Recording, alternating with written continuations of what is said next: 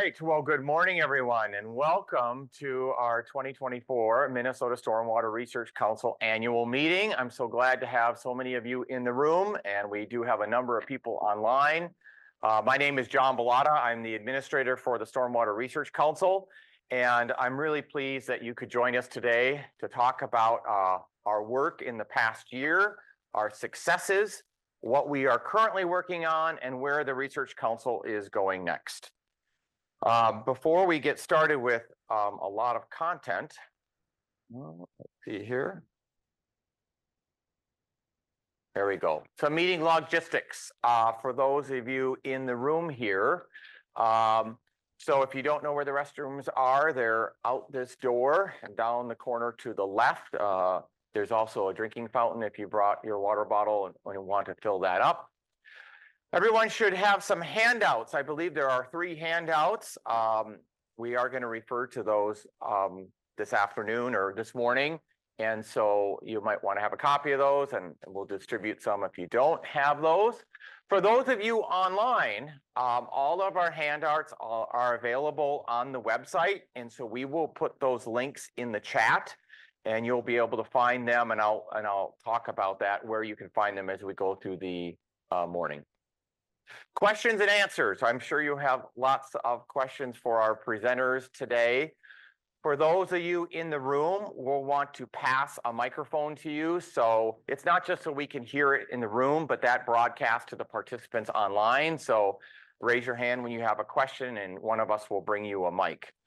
For those of you online this morning, you can put your question in the Q&A feature in the Zoom panel, and we'll call on you, and we'll alternate between questions in the room and those online. A big part of our meeting today is talking about our current portfolio of research projects. And so I guess I will begin with an apology, because I know you're going to have more questions than we can answer this morning on our projects, but this is really a rapid fire of our research portfolio. Each of our projects is allotted 15 minutes, which is not a lot of time when you think about the great work that's going on.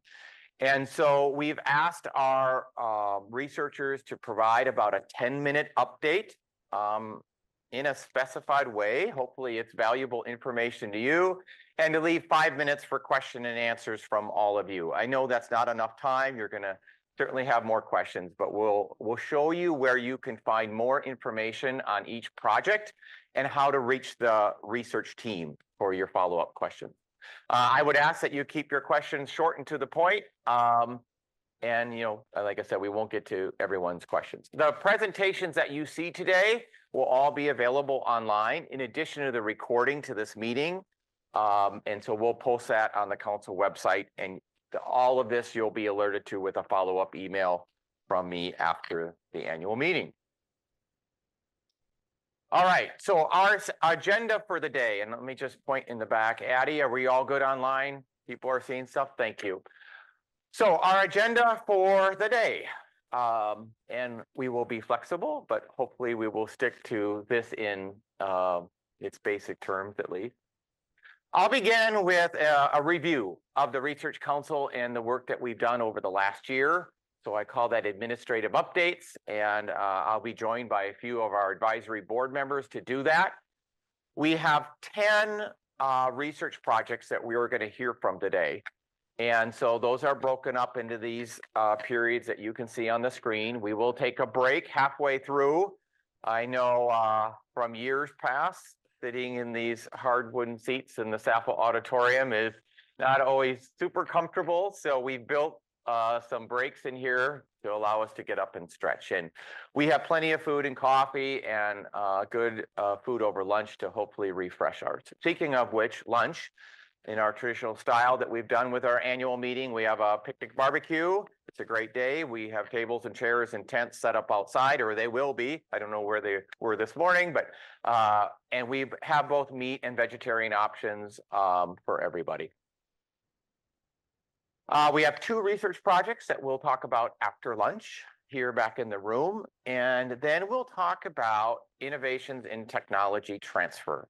And what we mean by technology transfer is how do we bring our research results to those people who can use it best? And those are our stormwater practitioners, our professionals, our policy leaders, all of you in the room, all of those online, and many others. I constantly try to emphasize that our program is not just about completing great research, but making sure that research is delivered out to people who can use it. So we'll talk a little bit about our innovations in technology transfer and where we're going here in the future on that. And then we'll conclude the day talking about our new research priorities for the Research Council and how we're going to invest our resources here in the next 2 years. So we'll end at 2:30. We have an ice cream social, and we can stick around for questions and discussion. All right. But before I go on, I just want to remind you all that our Research Council is advised by a 20-member advisory board. I'm going to introduce all of them in just a moment, but I'm going to ask one of our advisory board members to come up and join me right now and talk a little bit about why is the council here and what is the purpose.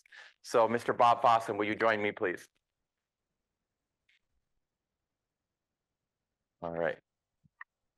Oh, and this advances. Okay, great. Morning, everyone. I'm Bob Fossen with Capital Region Watershed District. I've been a Stormwater Research Council board member since the beginning, 2016. So I've had the honor and privilege of being involved in this group for a good long time, and happy to see its evolution. Just as a quick reminder, the Stormwater Research Council is a collaboration of local governments, state agencies, private sector that make relatively modest contributions to stormwater research, and then as a whole turns into a good sum of money that can be used to target research. And it's applied research, and it's helping all of the MS4s do their work better, more efficiently, and ultimately clean up water, which of course is the main goal.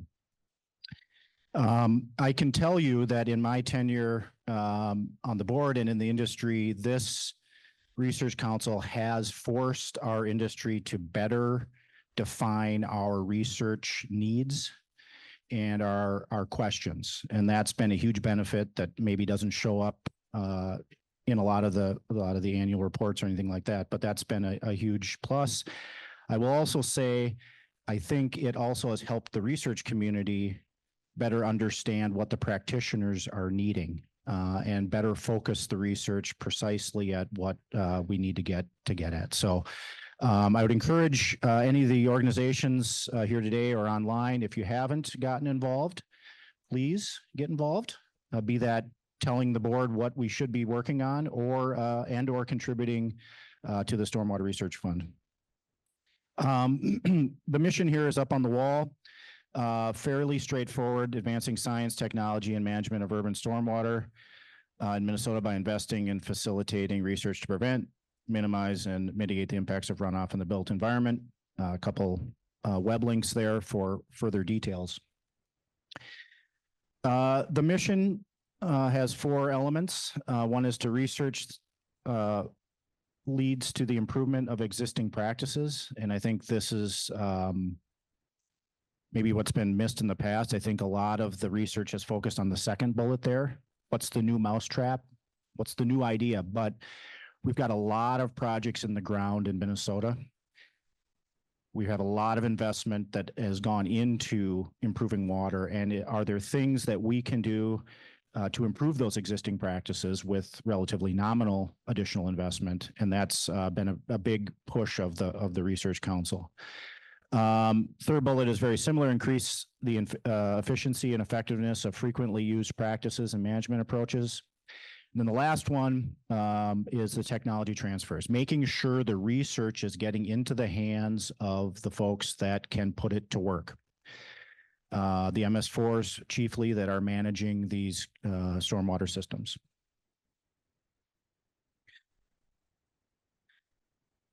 Finally, we want to make sure that the research is Minnesota specific and that we can make sure we've got the best in our best management practices. Not just, and I mentioned this earlier, it's just kind of along the same themes. We're not just generating the research. We're not just generating the information. We want to make sure it's getting into the hands of practitioners, professionals, and policy leaders. So I think that was, John, what you wanted me to handle? Yes. Thank you.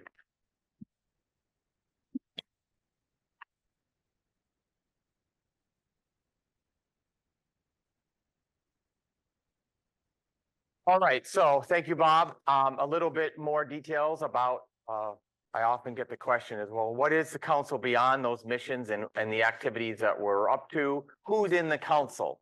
And really the council, we've kept pretty open. Actually, we've kept it really open. The council represents all of stormwater practitioners and professionals across the state. It's not membership based. Our finance partners are, but everyone is invited to be a part of the council. And that includes policy leaders, stormwater managers, engineers, planners, everybody. We have a new set of bylaws, new being in 2023. You know, the council was first arrived, I guess, in the year 2016. We spent about 10 years planning the council. Prior to that, we officially established in 2016. We had some guidelines for the Research Council. We spent all of 2023 turning those guidelines into a new set of bylaws that we adopted last September. So I would encourage you to, if you have more questions about how we operate, to visit the bylaws. The bylaws add more specificity to our guiding network, which is our advisory board. And so the bylaws provide a lot of assistance in terms of who's on the advisory board, how do they get on the advisory board, and what do they do? And so we spent a lot of time on that, and I would encourage you to take a look at that. I also want to emphasize, as we all do, is the Minnesota Stormwater Research Council is not the University of Minnesota. It is for Minnesota. It happens to be that we are administrating the Minnesota Stormwater Research Council at the Water Resources Center at the University of Minnesota, but it is all about Minnesota. It is about our public and our private partners in this endeavor. It's no hidden secret that a lot of the research is being done by the University of Minnesota, but not all of it. You'll see today we have partners in research from St. Cloud State to our private industry partners, as well as almost all of our research projects involved an interdisciplinary team of people from cities, watershed districts, and other organizations and agencies. So let me talk a little bit about the advisory board. I really encourage you to visit with the advisory board members during break today, or reach out to them following our annual meeting. We spent some time last year revising our website. You can meet all of our advisory board members with their pictures and profiles on our website. We have 20 advisory board members spelled out in our bylaws, representing professionals from our both public and private industry organizations. So we have, if I remember the breakdown, we have 5 city representatives, 5 watershed representatives, 5 industry or private industry representatives, and a number of positions that represent some of our state and local agencies. Most of our board members serve 3-year terms on a rotating basis. So about every year, we renominate about 1/3 of our board. And I'll talk more about that in a moment. I mentioned the bylaws. We have multiple pages dedicated to describing what the board members do, their functions, and how do you get on the board through the nomination process. I want to introduce you to our board. This is our current board. I do want to acknowledge all of them. They put in a lot of time, a lot of energy, and a lot of expertise. And I think I will take some time to read these people, their names, and if they're in the room, I would like them to at least wave their hand and for us to acknowledge them. Our watershed representatives include Paige, Bob Fossum, Kyle, Emily, and Brian. I think some of them are here. Bob is here. Who else I saw? Emily, thank you for joining us today. Did I miss any of our watershed reps? There are maybe a few online. Our city representatives include Ross Bittner, Jack Distill, Sharam Masagi, Derek Ashe, and Lisa. And there's a few of them here. Ross is here. Jack is here. There you are, Derek. Thank you for joining us. We have one SWC representative, Becca. I don't think I saw her this morning. Our agency representatives from the PCA is Joanne Bescher, Steve Christopher. I think, is Steve here? Yep, right here. Brad Wozni is here, right here. And Warren is also here from MnDOT. Our private consultant representatives, including David Philippiak. I don't think I saw. Oh, here he is. Yep. Bridget, is she? Yep, there you go. Didn't see you walk in. Welcome, Bridget. And Rena, did she arrive? Yeah, there she is. Okay. I knew you were coming late. And we have one open position right now for a tribal or at large. So this is our advisory board. I know there's a few of them online this morning. Can you please join me in giving them some appreciation for all their energy?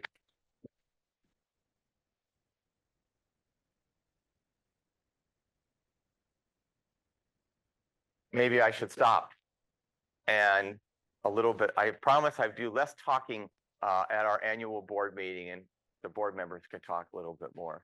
I did ask a few of them come up and talk for just 2 minutes about their experience and the value they find in serving on the board and the work that we're doing. I think Rena, are you going to offer some thoughts? Come on up. You'll have to hold this. Okay. Yes. Okay. Good morning. As John said, my name is Rena Weiss. I'm a water resources engineer at Stantec. Just wanted to take a couple minutes to share my experiences with the Stormwater Research Council and on the advisory board. I've been on the advisory board since sometime around 2017, 2018, so it's been a few years at this point. And I really love the group because it really is an opportunity for anyone to get involved in research that can help further our industry. An example of that is it spans from involvement directly with the advisory board all the way to folks like you guys attending these seminars, coming to the regular stormwater seminar series. And days like this really help connect our more traditional research type folks with our folks who are more boots on the ground at agencies. And I've really loved to see the collaboration between those folks through this group. There's been projects where folks who work at cities or watershed districts have been collecting useful data for years and years and years. And there's been some research projects that have helped get that data in the hands of researchers to help synthesize and really understand what that means for our industry. So I've loved that part of it. I love that all the projects have the intent of being really applied research that practitioners, designers, agency members can just pick up and use in their day-to-day life. So that's really, really valuable to me as a consulting engineer to make sure that the results are readily usable and readily shared. As John said, technology transfer is a huge part of what this group emphasizes. So making sure that the information is really easily available, publicly available, and really easily digestible for folks too. A couple examples of some of the projects I've used in my role at Stantec is there's a pond synthesis lit review that was done really to identify what we know about stormwater ponds and all the features, their functions, and ways we can help retrofit them to make them better moving forward. Studies by Andy Erickson around biofiltration media, opportunities for improvement there, and then a recent plant selection tool for stormwater facilities. So thank you all for joining today. It's great to see a big crowd here in the room, and on to the next person. Thanks, Rena. I'd like to introduce another board member representing our cities. I think it's Jack Distill was going to offer a few thoughts for us. Thank you. Hi, everyone. I'm Jack Distill. I am with the city of Bloomington. I have been on the board since 2020, so this will be my second 3-year term. I'm the water resource specialist at Bloomington, and I've always really wanted to be a practitioner. That was my goal, and I'm doing that, so that's great. Jumping onto the board, the city rep that was in my position prior to me was on the board, and that's how I kind of found out about it, was nominated for it. has been a great opportunity to be able to sit in a room or a virtual room, if that, and have a lot of people who are a heck of a lot smarter than me and have a lot more experience than me talking about the things that really interest me. Like listening to Ross talk about the definition of a pond. I mean, you don't get those opportunities a lot of other places. And it really makes you think about the problems that we have to tackle in the water industry and looking at it from different perspectives, and to hear about some of the novel or interesting ways that other folks are trying to manage those problems. And then you start to see the demand for where the researchers are trying to push the industry by what kind of projects they're submitting for funding, what kind of questions they're coming to ask the research board about what we're interested in funding. And of course, it also offers these opportunities where we all kind of meet and get together. And I know John has been working really hard to try to set up even more opportunities for collaboration approaches. And we really appreciate that. John wrangles us together really well. And so I really have found it super valuable in my personal life and my professional experience, being able to use that information. If you get the opportunity, I highly recommend doing it, just to be able to be a fly on the wall, and if you don't say anything. But people are very nice. And when I talk, I probably bring down the IQ of the room a bit, but they're very nice and listen to me, and we move on from there. So it has been a joy to be on the board so far. Thank you, Jack.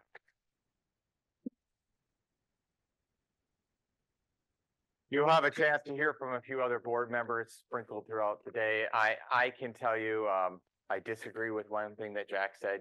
They don't sit in the room like a fly on the wall. They all talk, and they talk a lot. And it's been a pleasure to collate their information and their thoughts.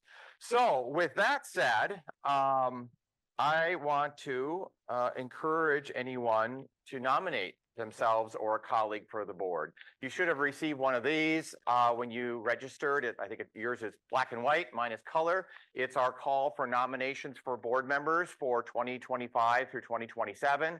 For those of you online, we'll put the link in the chat, and the call for nominations is located under the meeting resources and agenda down at the bottom of the council page.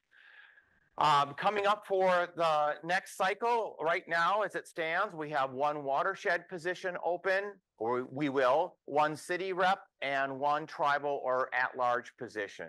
So I would encourage you to take a look at the call for nominations, talk with our board members about their experience and the level of commitment that they provide and the information that they participate in terms of operating the council. Again, the bylaws, I think we've been pretty descriptive about what you're agreeing to do. So I would encourage you to take a look at that. The advisory board meets between 4 and 6 times per year, and there's a lot of work that they do outside of those meetings, of course.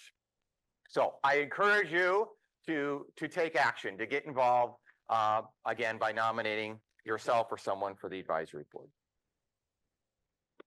All right, let's talk about what the Research Council has been doing since 2016.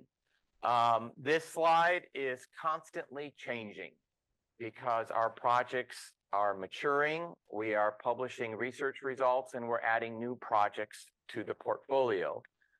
This is where it stood yesterday. Since 2016, we have funded 36 different research projects. And as of July 1st, 25 of those projects are complete, and we consider a completed project when we have a published paper. The final results, the final report is available to anybody and everybody. And so that is a huge milestone if you think about how long it takes to complete some of our research work. Some of these are 2 to 3 years and field seasons. So research does not happen just in 1 year, right? We have 11 active projects, what I call the portfolio current work. 5 of these projects that are currently going on have to do with urban stormwater ponds, and I'll talk more about that in just a moment. We have 6 other projects looking at everything from chloride trends to biofiltration media, and you'll hear the rest of these this afternoon. The other piece that you should have in your hands, and hopefully you picked up, is our brand new annual report, which is just hot off the press this week. Does everyone have one? Because I'm going to refer to it. I'll give you one if you don't have one. Everyone have one? Good. Online, you need one back there? Okay. For those of you online, the annual report is posted on the Stormwater Council webpage. Couple more, okay. The Stormwater annual report's on the top of the webpage too. Where did they just go? Oh, right here. You got it. Okay.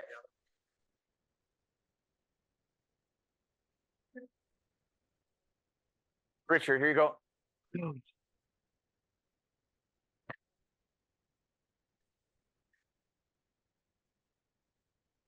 All right, again, for those of you online, you should be able to access the annual report. You might want to pull it up. I have few slides because we're going to refer to this hopefully great document that we've spent a lot of time talking about. All right.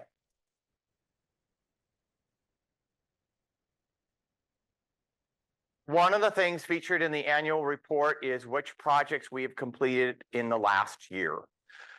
We've completed 5 research projects over the last 12 months. Hopefully you've heard about these projects. One of the things that we do when our council projects are done is we feature a seminar right here in this room on each of our completed projects. And so 5 of those were featured in seminars. They also have brand new websites with research findings, appendices, presentations. They are all available for you. Some of those include data files, whatever we have for these research projects. And all of those seminars are available for your viewing pleasure if you want to go back to them and see them. So in your annual report, what we've done on pages 3 and 4 is talk a little bit about each of those 5 research projects and some of the highlights. I'm not going to read these highlights, of course. You can do that on your own. But kudos to this work that has been done, and it represents how we're funding projects and we're moving them along to completion and final results.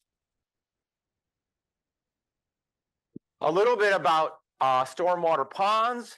And stormwater ponds are one of our most proliferous practices across the state. You and many others have questions about how they're operating, how effective they are in terms of performing their primary functions, which are not just water quality, it's also volume and rate control. And so we've invested a lot of capital, both money and human brain power, in addressing some of the research questions we have on stormwater ponds.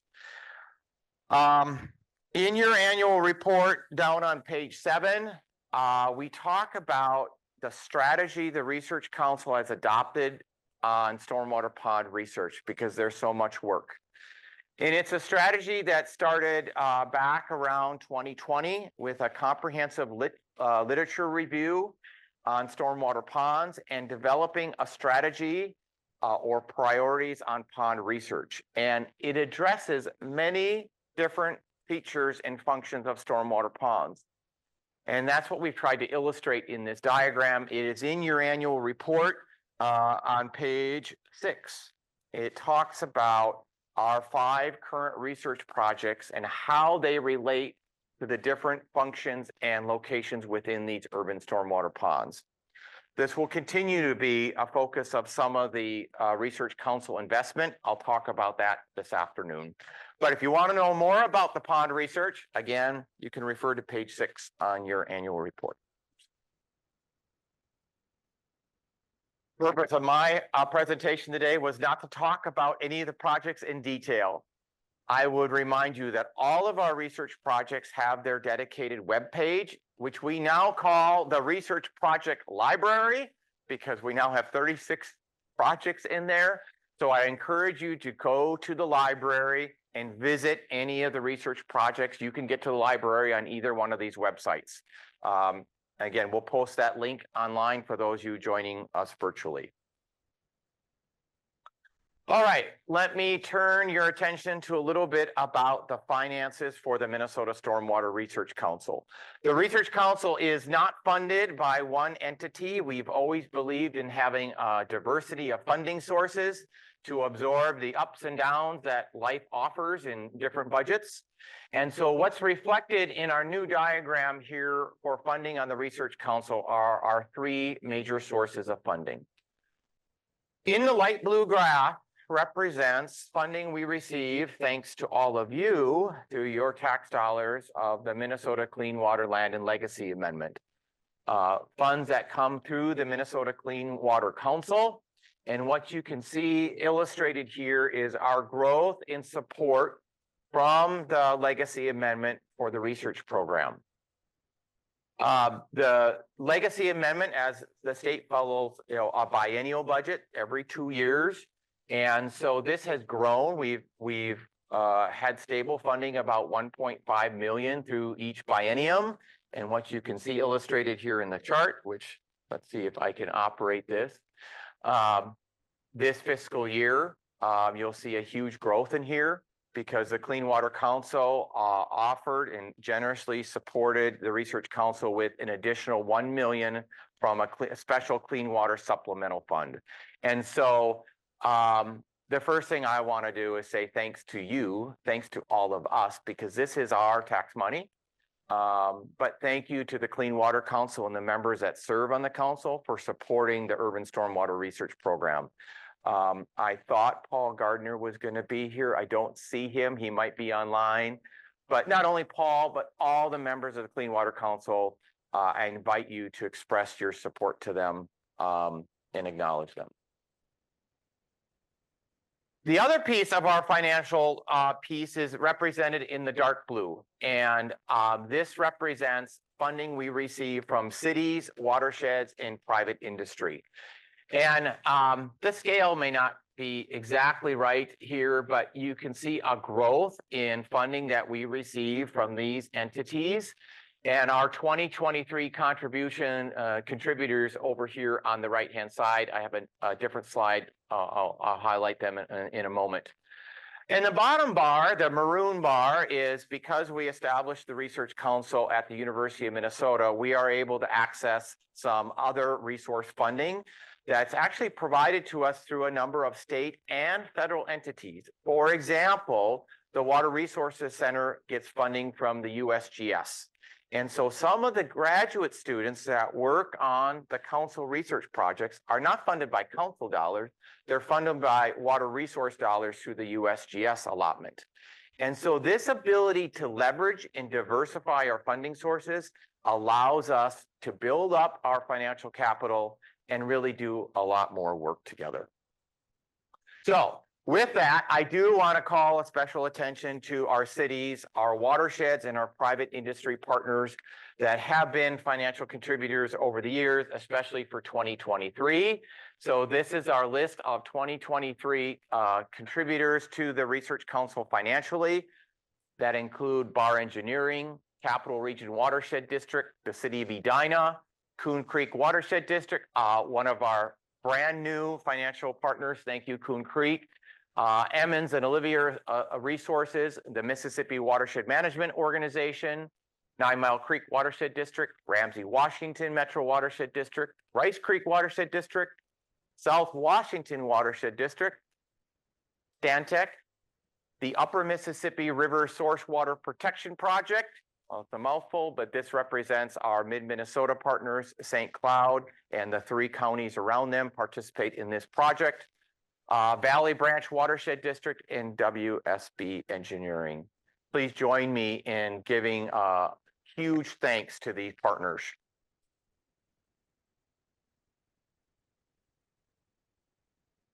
Last year, these partners came together and they contributed thousands of dollars. And a partner may contribute $3,000, $5,000. And you can imagine we can't do much with $3,000 or $5,000 in research. But if you add it all together, you pull it together, they contributed almost $170,000 last year. Our competitive research cycle, which I'll talk about this afternoon, doesn't operate every year. It's about every other year. So you double that, the multiplier effect. Now we have $300,000 every 2 years. We can do really great and robust research with $300,000.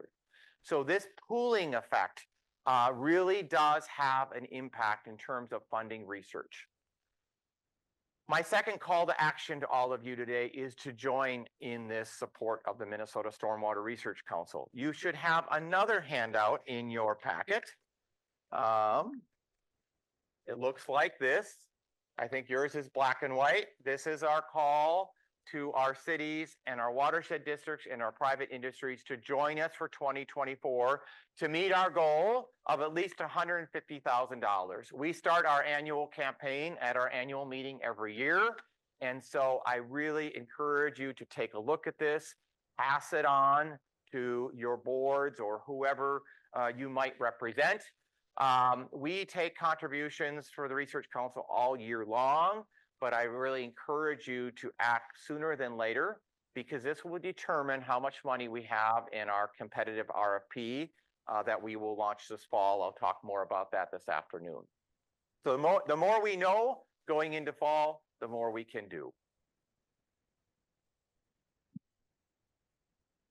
All right, I do want to take another moment to talk a little bit about the Clean Water Land and Legacy Amendment.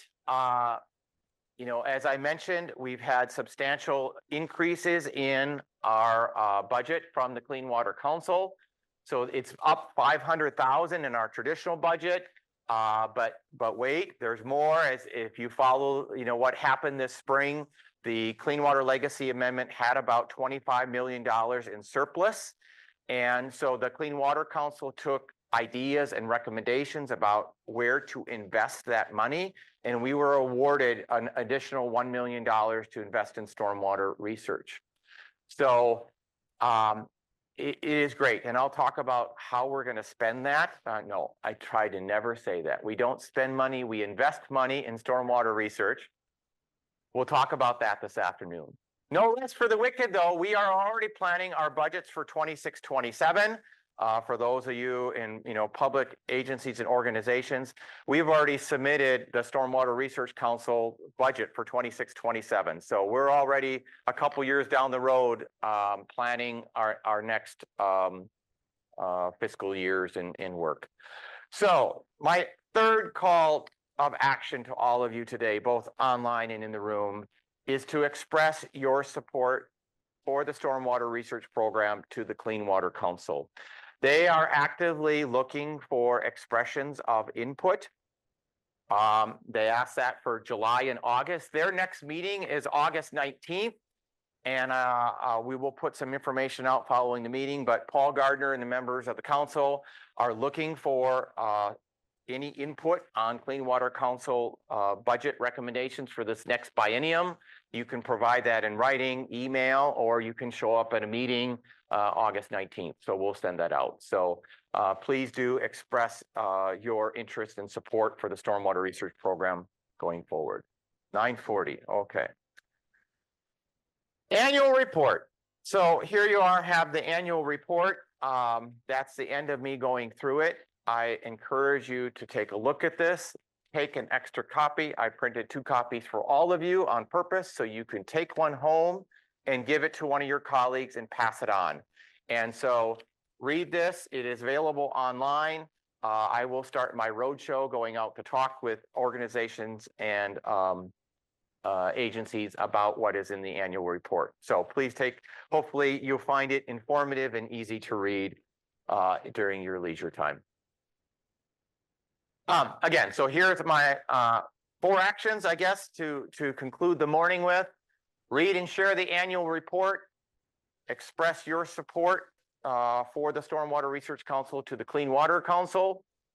Join us in funding the Research Council in the year ahead. Our goal is to meet or exceed $150,000. I'm confident we can do that. And nominate yourself or someone that you know that works in stormwater to serve on our advisory board in the year ahead.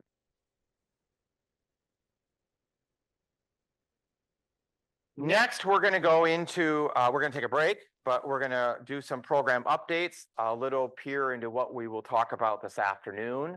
We will talk about our efforts in technology transfer. What do we do with research once we have it? How do we put it in the hands of practitioners, professionals, and policy leaders? So Maggie Carstenia will talk about our efforts that we've done recently in technology transfer and some of the exciting things that we're going to start doing in the future.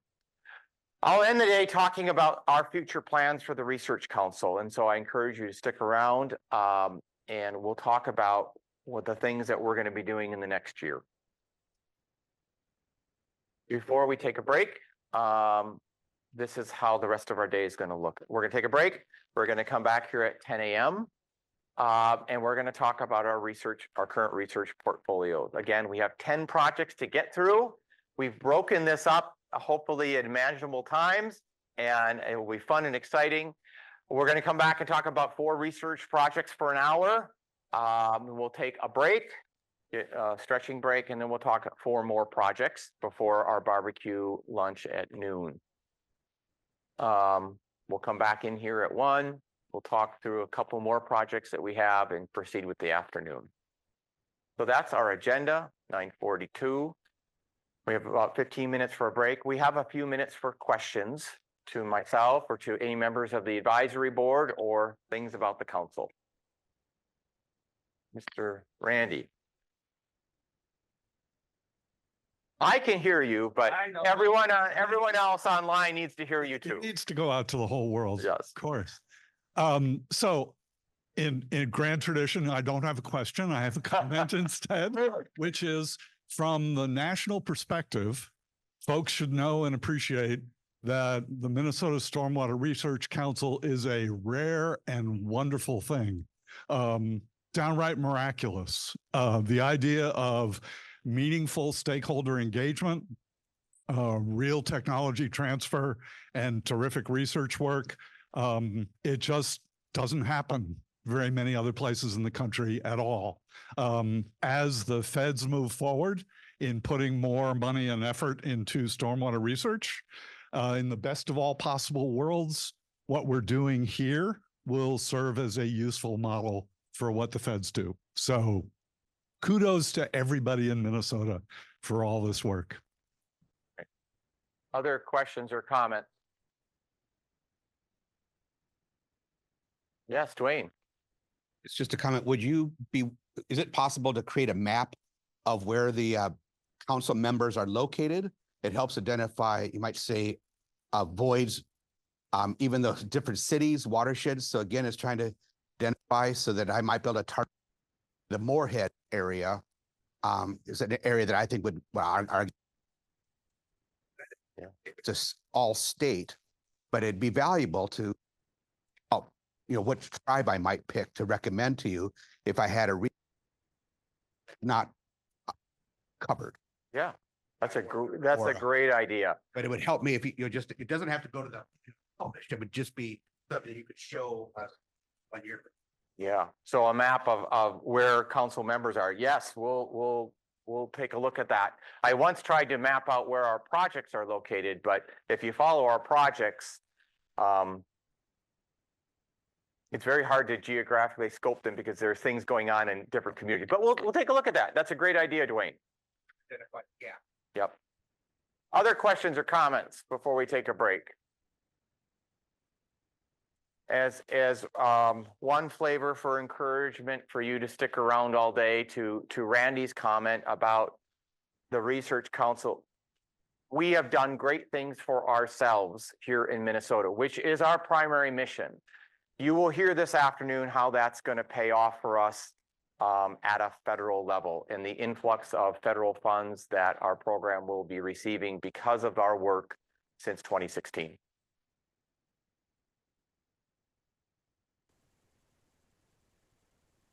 All right, we are going to start our rapid presentation approach to our current projects. I'm not going to do a long introduction here. We're going to start off first, though, with my colleague Maggie Karshnia, who is our extension educator for the stormwater program. And she's going to give you some ideas, some actions, and a little bit of homework assignment for what you think about when you hear about these research projects over the next couple hours.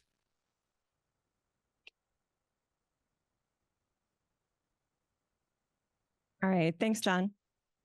So you've heard a bunch of people today, let's see, talk about technology transfer. I think Rena had mentioned it. I think Jack had mentioned it. John was talking about it. So for those of you who are not familiar with the Stormwater Research Program, you're probably wondering, what is technology transfer? I know that it wasn't a familiar term when I started at the U. So technology transfer to me is really more of a verb than a noun. So technology transfer is what we do. It's when we take all of these wonderful stormwater research results and outcomes, we package them into these really useful forms, and then we deliver them to the people that can really use it. And so when I think of technology transfer, I do technology transfer. The research teams do technology transfer.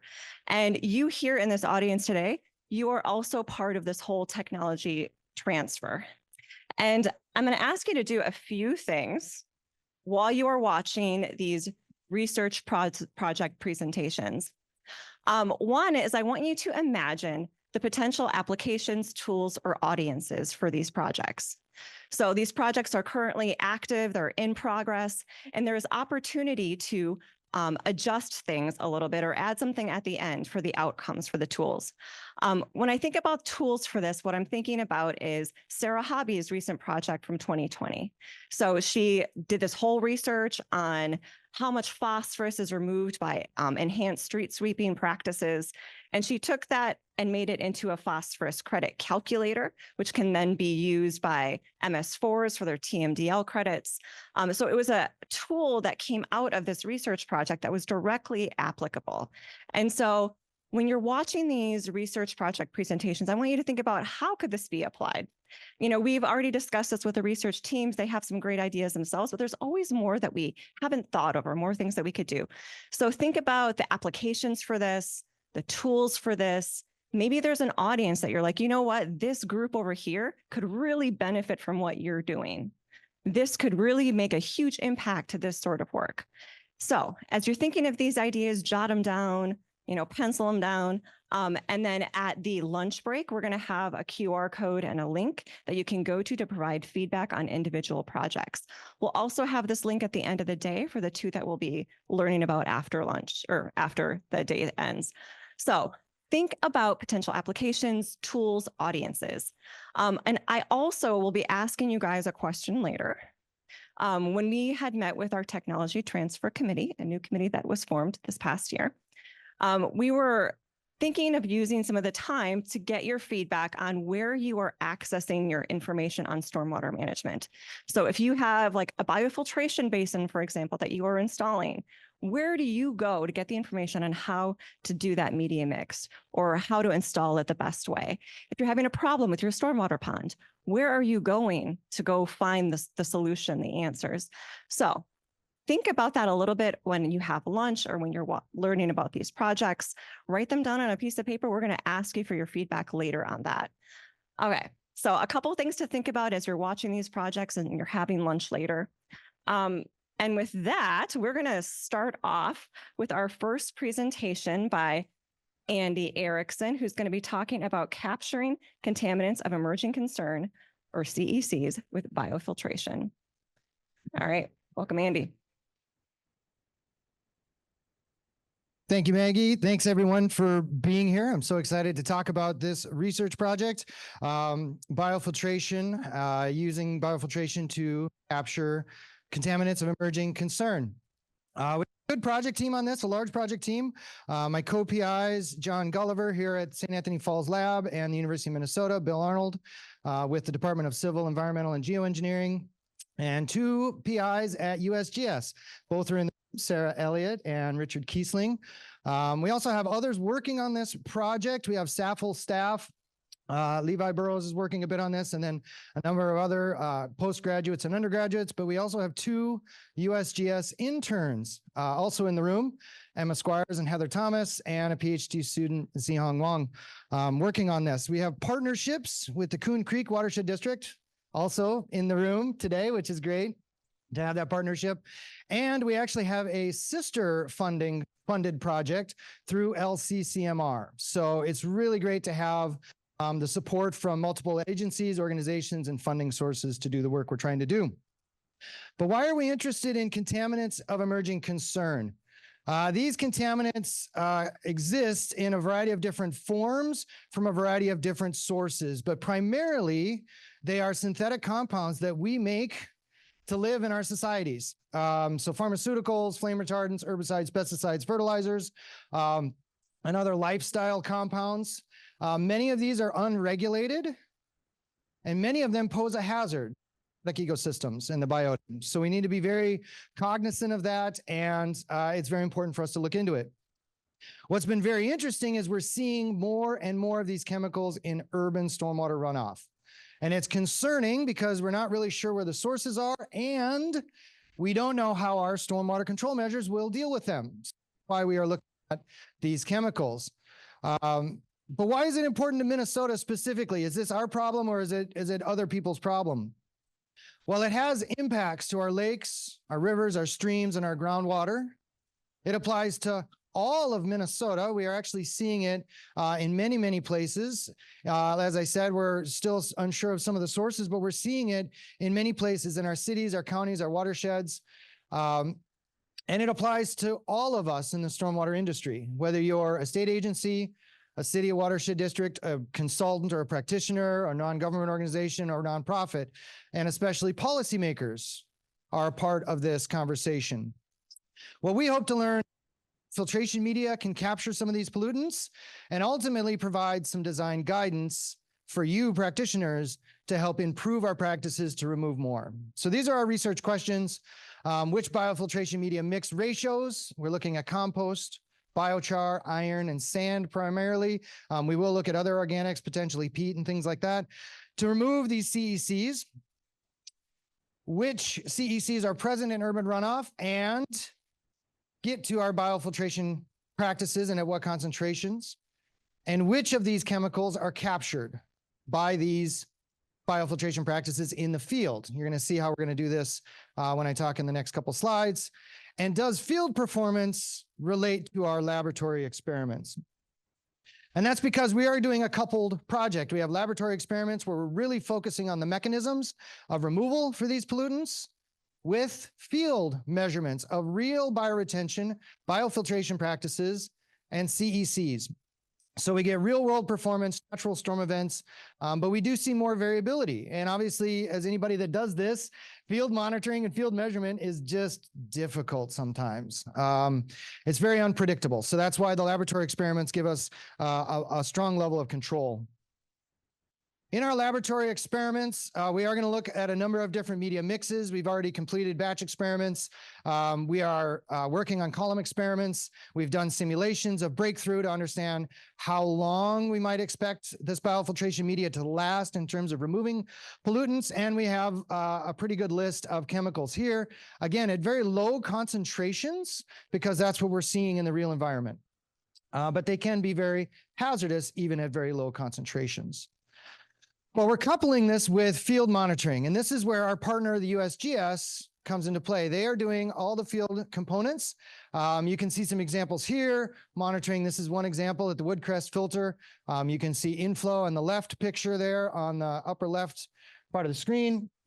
You can see the inflow in the background there, and then you can see the two filters, biochar filter. Oops, hold on a second. Come back. There we go. Iron enhanced sand filter and biochar on the left, iron enhanced sand on the right. You can see examples where we're collecting inflow or where they're collecting inflow. You can also see here in the upper right-hand corner where these filters are then inundated during a storm event.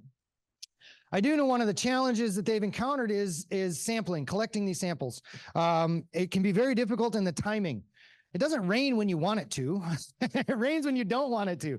And even when, especially this year, I don't know if anybody's experienced this, the forecasts and the predictions have been horrendous. They say it's going to rain and it doesn't. They say it's not going to rain and it dumps on us. So I know it's been very difficult for the USGS staff to get good samples this year, especially, but they've done a good job. We have some preliminary data we can show here on some of the target chemicals that have been measured already. I'm not going to spend a lot of time here. I want to make sure we keep us on time. I think we're doing pretty good. I think should be. But again, our additional funding, I do want to mention this additional funding from Coon Creek Watershed District and the LCCMR is allowing us to do more measurements at more places. So that's the advantage of partnering and leveraging funds from multiple sources. It allows us to do more. Getting over the hump of starting a research project can cost some money. So then having all this leverage lets us do so much more with it. So the next steps, our project status right now, we are ongoing. Obviously, we are in the midst of this project. One of the things that's very interesting is we submitted these proposals at the same time to LCCMR and the Stormwater Research Council. LCCMR did not fund us the first year. They cut us at the last minute. So our 2-3-year projects are actually staggered by a year, which has made it a little bit interesting and challenging to manage the funding and what we can pay for and what we can't. But we're working through that. We're right in the middle of both of them essentially right now. We are on track. We're going to continue with our data analysis. The next steps, we are going to continue with lab experiments, looking at different mixes, changing our mixes, and then looking at some of the other variables. The advantage of laboratory experiments is, as I said in the beginning, we have a lot of control. What we're going to do then is control the wet duration. How long does it rain? We're going to control the dry duration. We have no control of that in the field monitoring, but we will continue to do field monitoring so that we can understand real world performance. I haven't seen any signs. Oh, the signs are over here. I'm done. So thank you very much for your time. What questions do you have for me?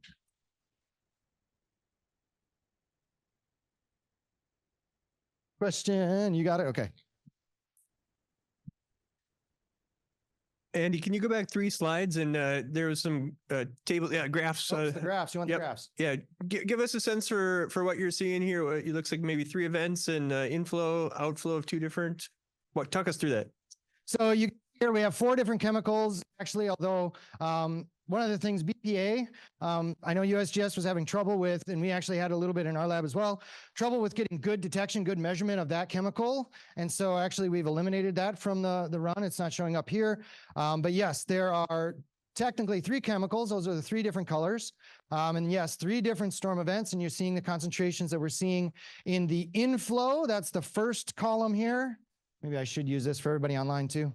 The first column is the inflow, and you can see the concentrations of these different chemicals, or the number of samples for those chemicals. Iron enhanced sand filter, the outflow. So actually in the iron enhanced sand filter, we're seeing larger concentrations coming out. And in the biochar, we're seeing just the 1 chemical so far. And that's, I think if the colors are matching, that's the flame retardant. And so the others are being captured by the biochar. So that's giving you a sense of how this is working. Sarah, Richard, I don't know, do you want to elaborate at all on this data? Do you want to give some more details?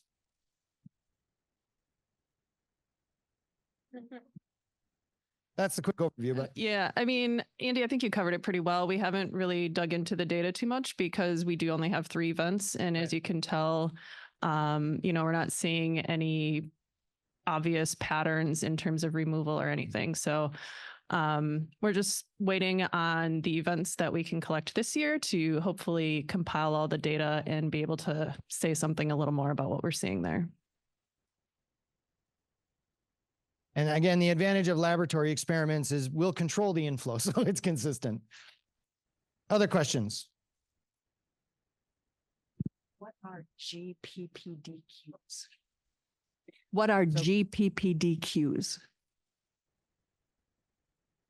So, 6-PPDQ. 6-PPDQ. This is a 6-PPD quinone. It's a chemical that I don't know if it was first identified in the Pacific Northwest, but generally it's a chemical that's attributed to tire wear and has impacts on specific species. In the Pacific Northwest, it has impacts on salmon. We're trying to understand. I don't know, Bridget, are you going to talk about this afternoon a little bit? Probably not. Okay. So Bridget Ulrich here in the front is actually doing some work related to that on how it might have impacts to Minnesota species.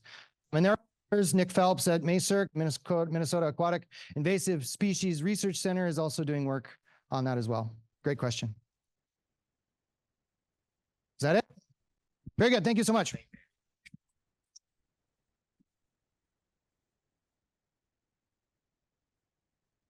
All right, so our next presenter is Mr. Peter Weiss.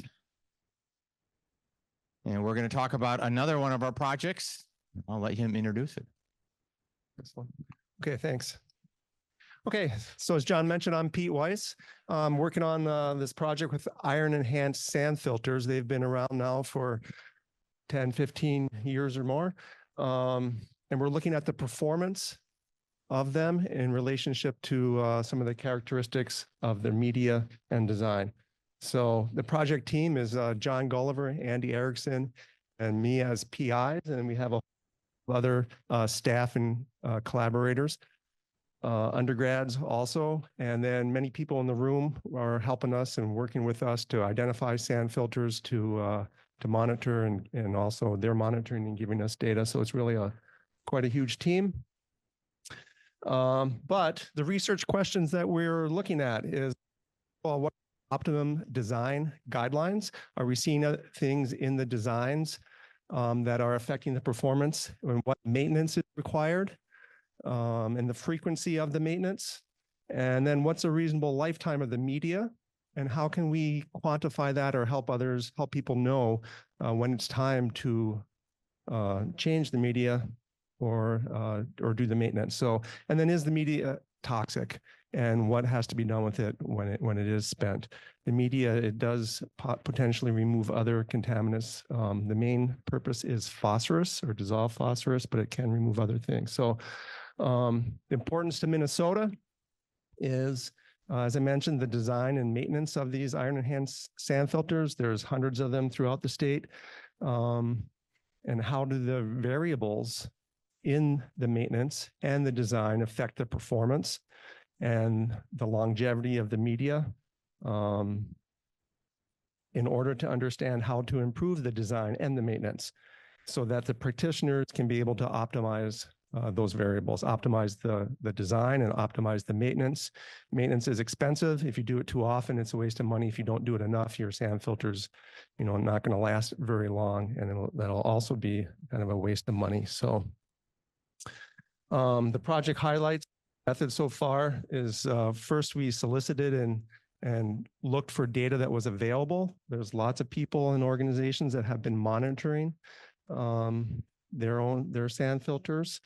But we were looking for some specific information like the volume treated and the phosphate reduction.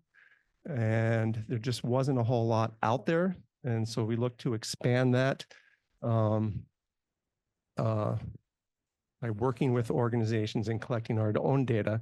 But first we analyzed the existing data and found that, to answer our research questions, there just wasn't enough data out there.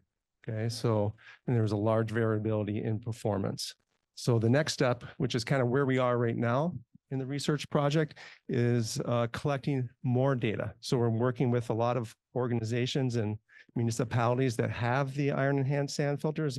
Many people in the room have been very helpful. So thank you for that. Either giving us data or allowing us to collect data. But we're looking for phosphates in the inflow versus the effluent. We're taking media samples to try to characterize the media, and doing different tests on that, which I'll talk about here. So some of the tests we're looking at is with, here's some batch studies to characterize any leaching that's coming off the media or the iron, to characterize the remaining capacity of the iron that's in the media, and to compare that with the performance and potentially the design. We're also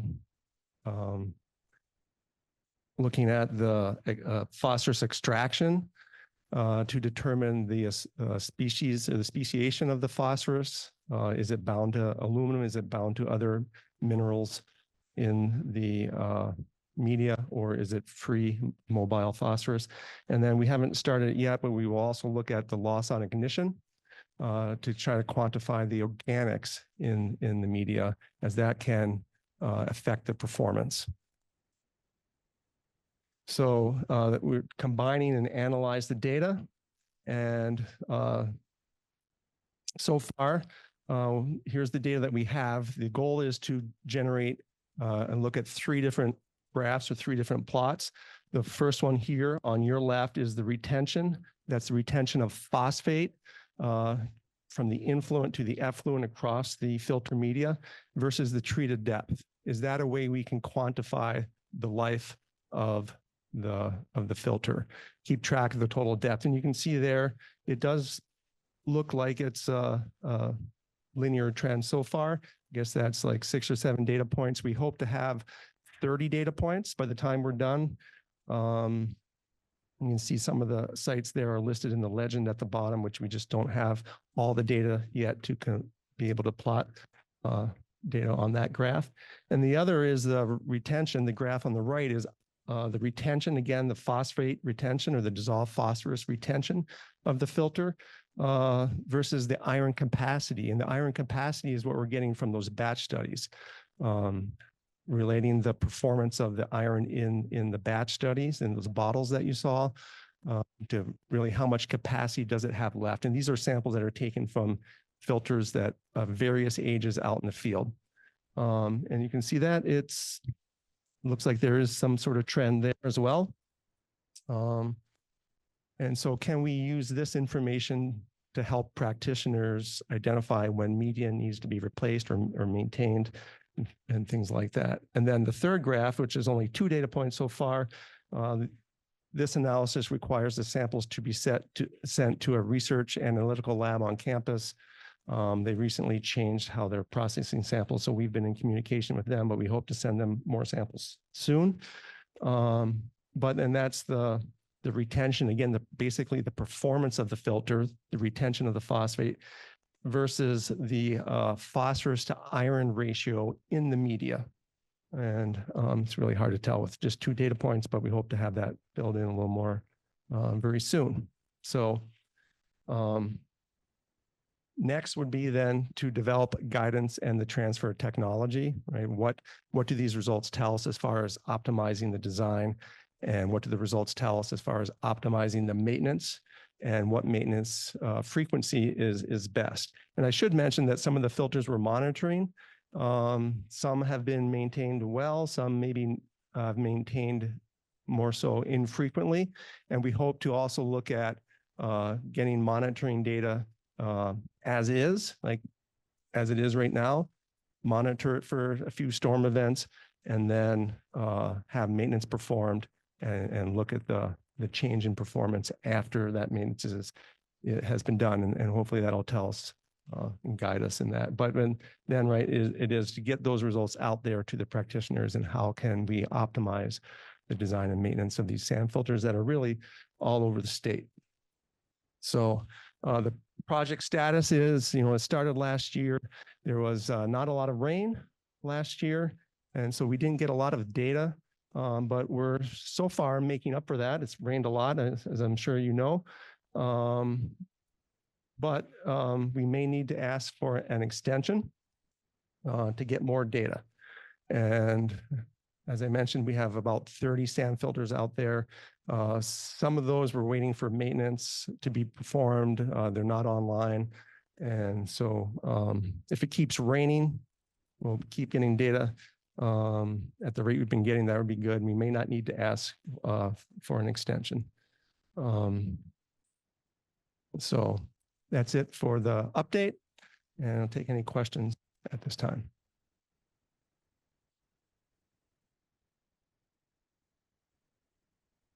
Question for Pete and team. Iron enhanced sand filter user. Any questions online? Well, I have a quick question for you.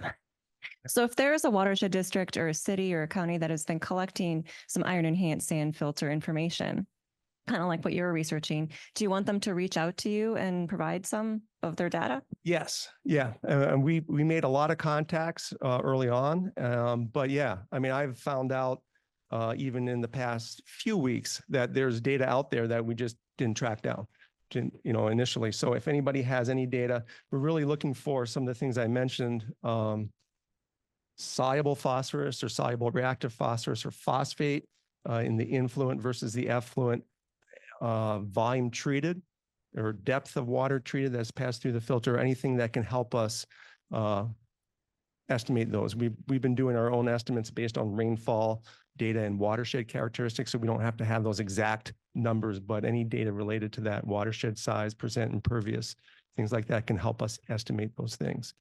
So yeah, we're looking for all the data and we'll have to pair through it but yes, that would be good. That's great. And if you guys want to reach out to him afterwards, his information is on a link in the annual report. It'll go straight to the project page. There's also the link on the bottom of your screen for those with us online. Any other questions? Kind of on the same line here, but I wanted to get clarification. There are many iron enhanced sand filters out there, and I can't remember the count, right? But you just mentioned 30. I was hoping more would have been monitored, as your team was hoping to. Can you clarify what you found? They're just not being monitored, or they're not being monitored correctly, and you did not, you're not ending up with the data in. Some of each. Some are just not being monitored. Many of them, I would say, are not being monitored. And the ones that are, I don't want to say they're not being monitored correctly, because maybe I hope they're meeting the objectives of the people who are monitoring them. But for this project, we're looking for soluble reactive phosphorus or soluble phosphorus at least. And so we did get a lot of data, but as far as the useful data that's pertinent to this project, it's really been pared down after going through that filter. Yeah.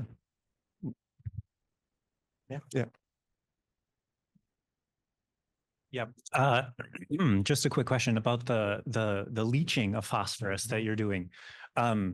Are you finding that as these media age, that you actually start releasing phosphorus from these types of filters, or are you looking at it more from a disposal standpoint? Both, but yes, they can leach phosphorus. Mostly we found that when if there's organics on the filter, and either on the top or maybe even in the media at depth, that can be a source of phosphorus. And so if the influent is coming in and it's high phosphorus concentration, that might not make a difference, at least not enough to see in the effluent. But if you have a low phosphorus concentration coming in and organics on the filter, then it can leach off. And it's probably not coming off the iron, but it's coming out of the filter because of the organics that's built up. Yeah, good question. No, I saw some other questions that I can. You mentioned a lack of soluble reactive phosphorus data out there. I know at our watershed and many others, we collect, total phosphorus and orthophosphorus. Can you explain the difference between SRP and OP and if one is better than the other? That's a good question. I know Ornima is kind of our expert on that, but ortho and soluble are pretty much the same, right? Yeah. Yeah. All right. I think we have time for one more.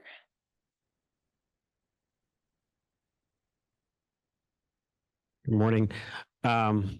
So thank you for you've just recently have taken some samples from one of our sites in Forest Lake, Comfort Lake, Forest Lake Watershed District off of Broadway Avenue there. So, and the question two things. One, from a monitoring side, Bowser doesn't require any post-construction effectiveness monitoring. So, but the board has been consistent in funding that out of our own local levy dollars just to see. And it's really important because we had in that particular site the first year, it wasn't performing and we didn't know why. And turned out that downstream, where there used to be a compost site for the city of Forest Lake, someone had inadvertently probably backed into the ditch area and then to get out, dumped a whole load of compost. And so the system wasn't draining. And so it was never drying out. So we were able to get that cleared and get it back. So the question, I think, because we were now, we see that from a design standpoint, there's some issues that we think are limiting its effectiveness. But are you looking then just to try to rule out some variables, like maybe the granular formation of the sand itself, the source of the iron, whether or not, like in this particular one built in 2013, they put some compost on top for medium and things like that. Are you kind of looking at some of that as well? Yeah, we're looking for any trends that become evident. And I would say, yes, potentially on that. We have ruled out filters with compost on top just because it does leach, and it's really not isolating the performance of the iron sand. So I think there's some things we can say about some of those questions that you mentioned, and maybe can be reinforced with this project, but are I would say part of the guidelines already. Does that answer your question? Okay, thanks. Thanks, Pete. If you have other questions, he'll be around and we can entertain those during break. That reminded me of your question though, Mike. Our first research council project back in 2017 was to Beth Fisher, looking at sources of iron for iron enhanced sand filters. So we are building up a portfolio of research that feeds one into the other. Our last research project for this section will welcome Mr. Andy McCabe to talk about our work, his work, I should say. So come on up, Andy, looking at removal of phosphorus again from filters. Yeah, thanks, John. Okay. 1 second, because yep. Okay, great. So yes, so this project, actually, I'll introduce myself first. Andy McCabe, I'm at Bar Engineering. I've been there about 6 years. Prior to that, I was at the university here, did my PhD with Bill Arnold.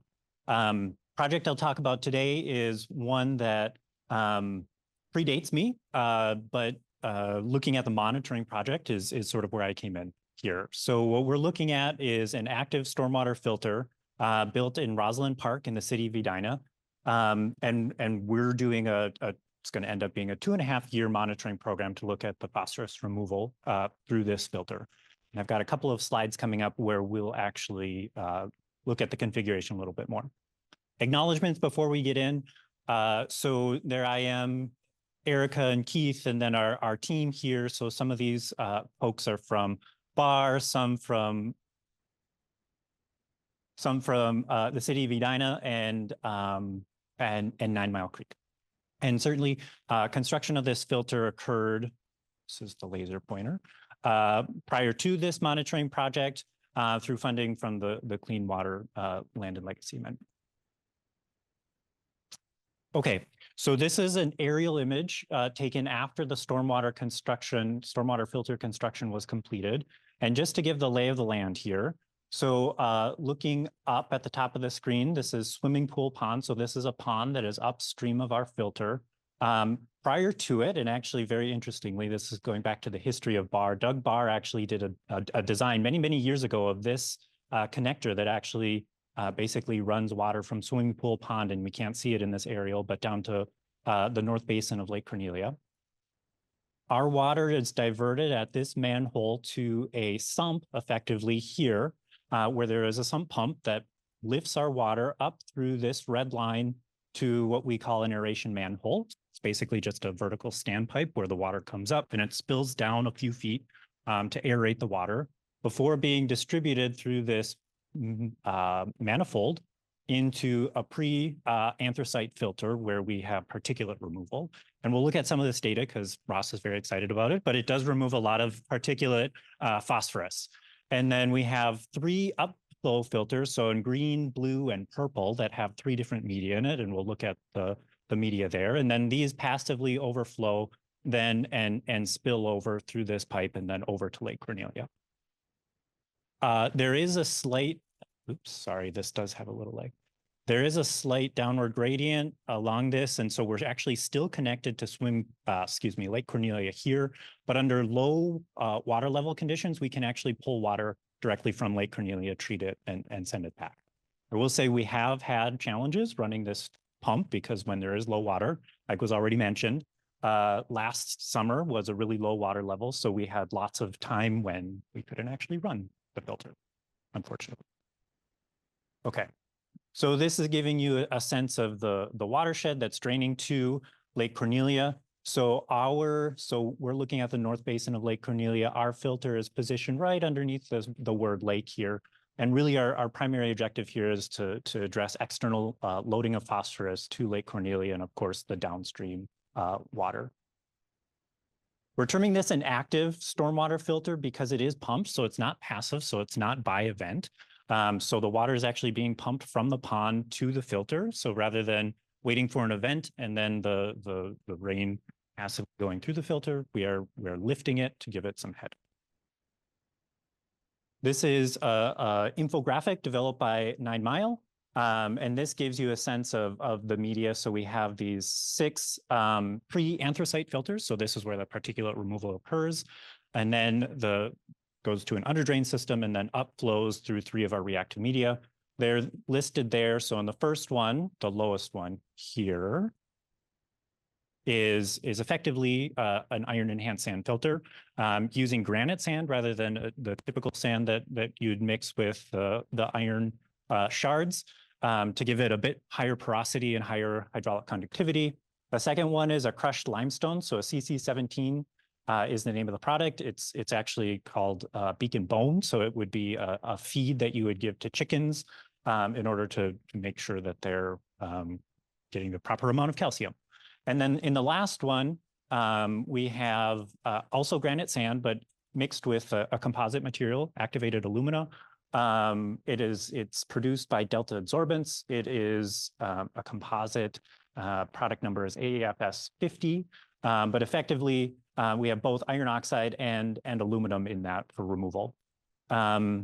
Percentages, so in looking at these two, we have about 5% by weight iron, and then in this last one, this is mixed by about 10% by weight with this activated alumina. Okay, primary research questions. So we're looking at a high volume active stormwater treatment system. So one of the main questions is which one of these reactive media function best? We have very frequent, very persistent flow into the filter. So, having this drying cycle to make sure the iron doesn't become reduced is very important. So we're not releasing phosphorus. We wanted to look at identifying if there is any patterns in terms of phosphorus removal efficiency. So ideally speaking, if we can operate from spring to fall, there's a big temperature gradient, big seasonal changes in water quality that happen in the lakes, in the pond. So seeing if we can see any trends that way. Looking at if there's any opportunistic removal of co-contaminants, such as, in this case, nitrogen. We also did look at a few metals, but metals, as it turns out, aren't a big parameter of concern in our influent water.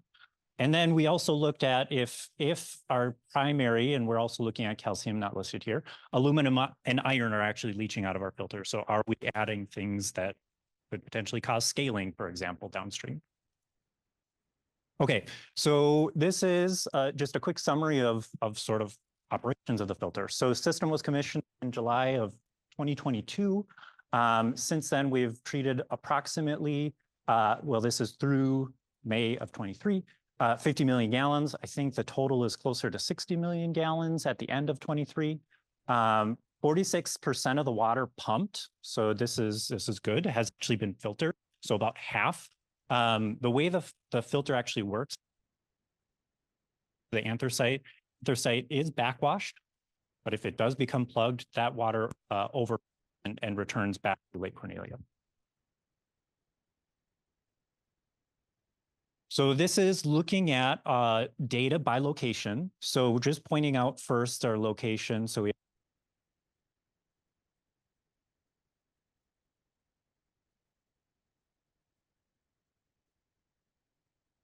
have after the CC17, which is the calcium carbonate mixed with ZVI. And then the last one here is our AFS 50, so the composite media. And then we have our combined effluent. Swap me. Okay. Oh, much louder. Wonderful. So that's giving you the lay of the land of where we're actually collecting samples. And then we're looking at data collected from 2022, so August of 2022, after the system was commissioned, through the end of last year. So this is looking through the end of October of last year was our last sample. And a few things to point out. One is we have a lot of particulate P. So we have a lot of phosphorus that's coming in. Oh, I'm so out of time already. Holy cow. Great. This is super wonderful. So I am just going to go and let's see, total phosphorus removal varies throughout the monitoring period. So looking at this, just want to point out, so this is looking at total P, looking at the leftmost, right? That's our influent versus orange as our combined overflow. So that's filtered plus untreated. So overall, we're looking at about 40% removal, which, you know, thinking, oh, I want my iron enhanced sand filter to actually remove 60%. We have some challenges, one being the throughput. So anthracite becoming plugged and needing backwash quite frequently, especially when we have algae blooms. And the other one is, and you all probably know this, but ZVI is prone to fusing. And so we have seen that in the two that have ZVI. So doing proper maintenance of that in the 2 years of operating is important.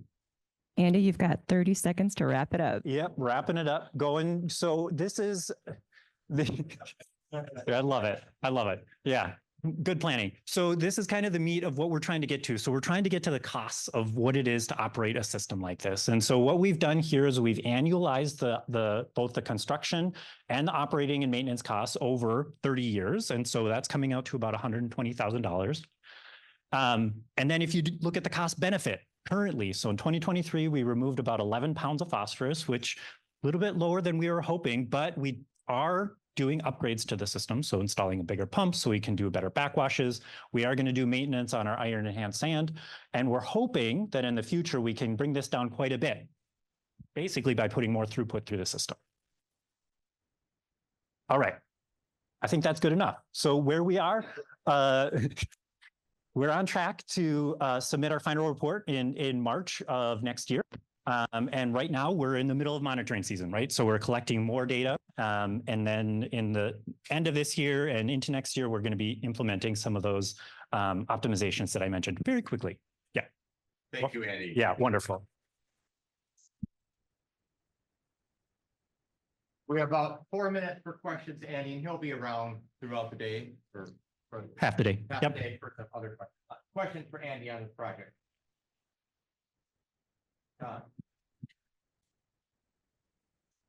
Hi, Andy. I've been interested in this for a while. Yep. What happens to the material that's backwashed? Yeah, exactly. Yep. So wonderful question. And so we're looking at the front of the filter, right? And I think you visited this last year. Is that right? Correct. Yep. So swimming pool pond is in the background here. It's backwashed back to swimming pool pond. So the material that's caught, the leaves and things like that, are backwashed into swimming pool pond. Yes. They aren't placed any place or anything like that. Yep. Okay. All Yeah. right. Any critiques? I'm interested because we've certainly have ideas. Okay. Let's go on. Any questions online? No.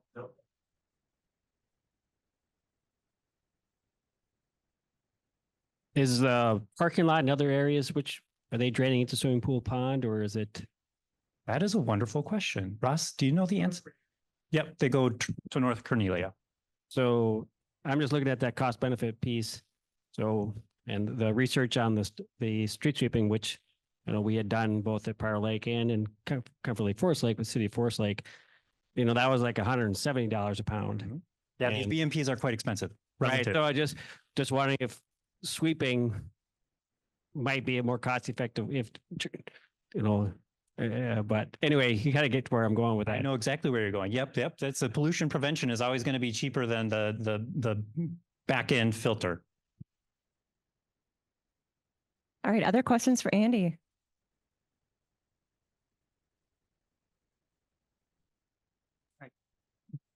So do you have a feel, continuing the cost efficiency question, comparing active filtration to landscape, BMPs in the watershed drainage area, comparing the cost, this strikes me as an unusually expensive active filter. So would it be possible to do active filtration less expensively and change that cost equation? Should I just ask for a quick clarification? Because in terms of the cost, right, I guess the order of magnitude that I have in my head is, for a BMP like this, iron enhanced sand, somewhere around 5 to 10 is not unreasonable, right? And so the improvements that we're talking about are really improving the throughput, right, and improving the removal, especially of our ZVIs, right? So in this case, right, certainly doing landscaping and putting in a passive filter may be less expensive. But right, we're talking about an urbanized area where, and that was one of the main reasons why they went with this design, was they could pack a lot into a very small space. Yep. All right, that's all the time we have for Q&A, but if you wanted to ask Andy questions, he'll be around for lunch. We will also be sharing his slides afterwards, so you can see the ones you missed. Well, welcome back from break. We have 4 more projects to share with you before lunch, and the first one coming up is Purnima Natarajan. Did I say that right? For enhancement and validation of a stormwater pond assessment tool.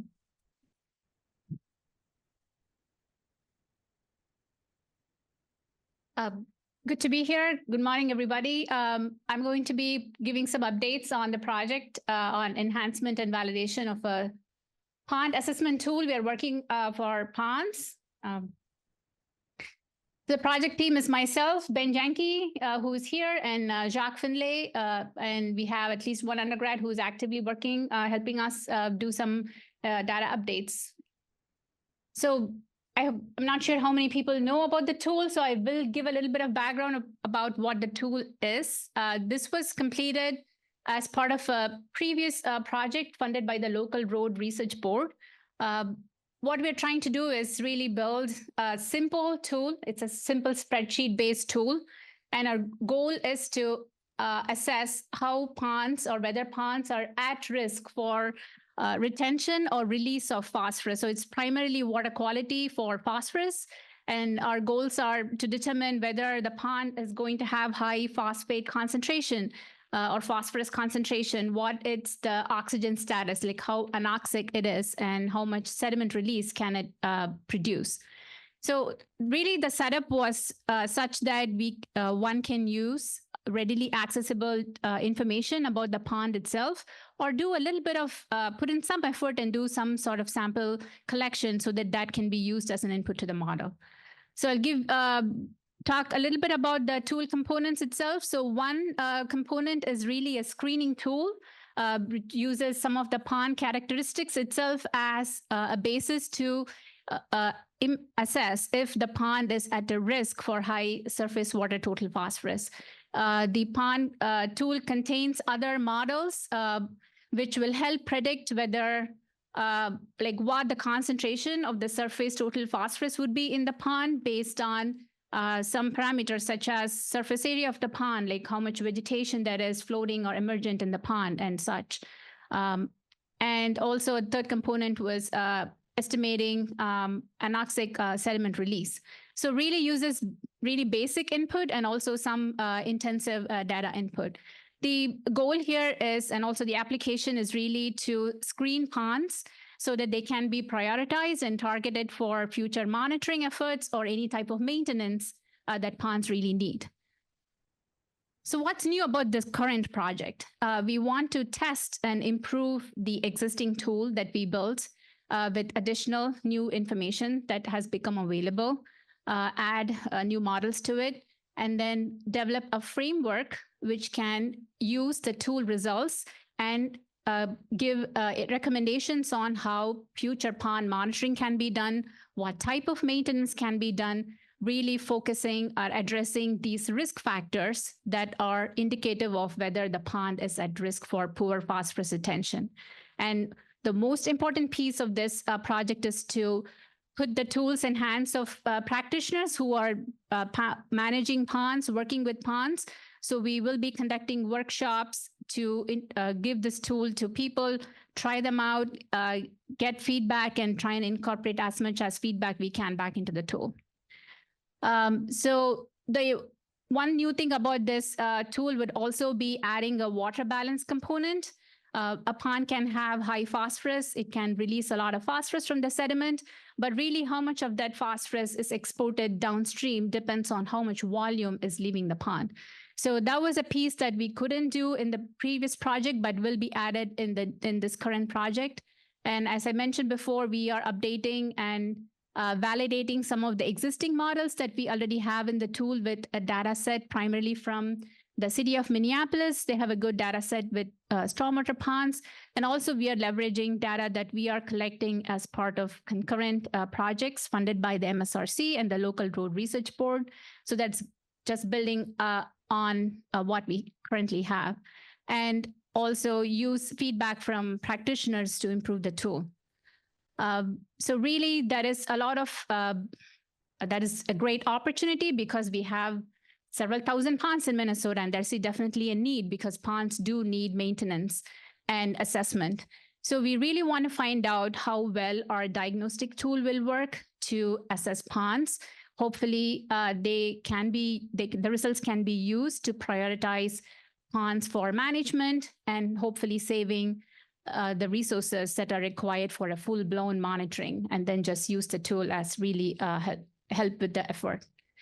We have already shared the tool with a small group of people, mainly people in cities, watershed district, and private company. And we have heard back from some of them on how they have already used the tool. So for example, they've used the tool to evaluate their ponds, where they can go and maintain ponds, or how they can plan their monitoring. These are just a few examples. We have generally heard positive feedback and that the pond is really easy to use. The material we have provided with the tool is really helpful to maneuver through all the tools that are included in the spreadsheet.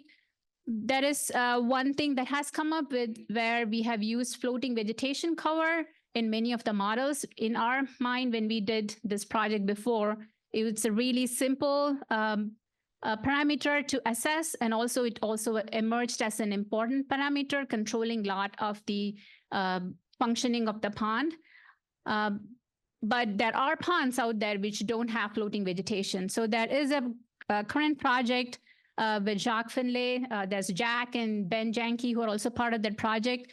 They are studying ponds that have a range of macrophyte-dominated communities, not just floating plants. So we hope to learn more from that project. And also as part of that project, we will be updating our tool next year to include some of those results. So a plugin for that project, and any questions they can answer about that project. So some quick updates on what we have done. We have used, this work was primarily done by Eva, the undergraduate student.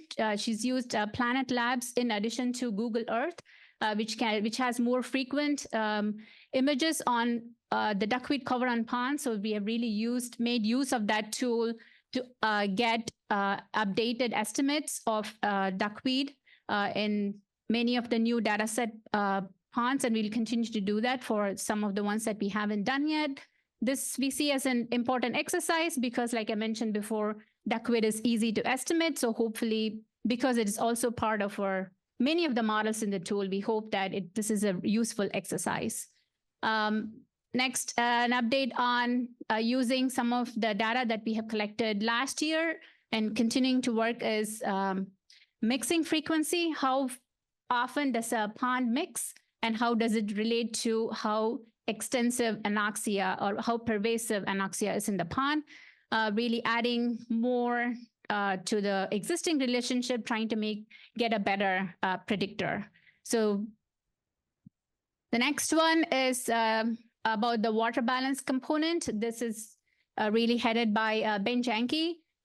we have found in a previous project that we can use water level to get an estimate of how much volume is retained in the pond. But we were working with a really small data set already because we have monitored 25 plus ponds, but unfortunately we don't have the inflow outflow data for all these ponds. So really we lack that information on both phosphorus mass balance and hydrology mass balance. So we have a very small data set to work with, but we will try and make it work with the new model that we are building. And again, a few more updates on adding more information to what we already have, including updating some of the spatial attributes for ponds. And all of these are being done because they may seem they're univariate models, but all of these go into the multivariate models that are part of the tool. Another update with sediment relationship with respect to what's in the sediment and how much that controls release. So as of now, we are on track to deliver results by end of this year. We will continue to work on revising the models that we have and hopefully maybe even add a few models just because of some of the feedback that we have obtained. And mainly a highlight that we will be holding a workshop later this fall to provide the tool that we are building, because really we want to have the practitioners try out the tool, help us improve it, and which I think is really the most important piece that comes out of this project. We have, if anyone in this room or listening online is interested in trying out the tool, we'll be happy to send the beta version that we have. We welcome feedback. And if you would like to be included in the workshop, please let us know. We would like as many people as possible because we want to get a wider reach. So any questions? Thank you.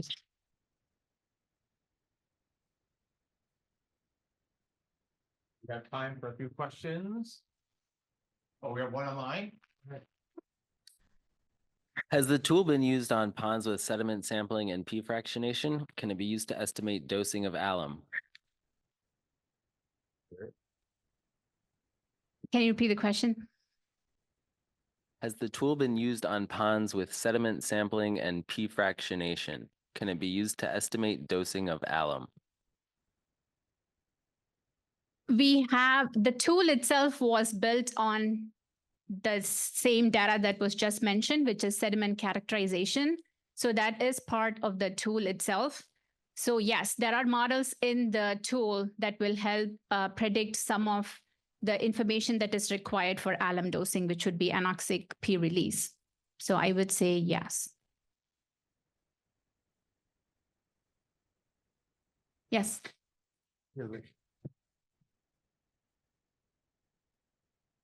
In your work on the water balance estimates for the ponds, are you including ET, evapotranspiration losses, or seasonal use of the pond water or loss of the pond water due to the surrounding vegetation? I think the answer is yes, but I will defer to Ben Janke if I misstated the purpose. Yeah, I would just say I think we'd originally envisioned including some estimate of ET because that's important in a lot of these ponds, but we also wanted to keep it simple, and to the extent that we could just use water level data, it's really coarse. Like we can't really do a proper water balance. But I think it might be necessary to include. I ask if future management action, removal of the vegetation, have to be the component of the water level. Yeah, for sure. Especially. Yes. Yep. Yeah, we definitely found in past projects that some of these ponds with really high tree cover around them seem to have that water level drops below the dead storage level pretty frequently, and those ponds had really good retention. But if you cut down the trees, then yeah, that's a very good question. Thank you, Ben. We have another question online. Is the tool meant for wet ponds only or also wetlands? I will say that the data that we sourced were primarily ponds, but there were some historic wetlands which were turned into ponds that were included as part of the model development. We will try to validate our models with any new wetland data set that we can find. So I have to say we are yet to know if it'll work. Like we have yet to validate that portion.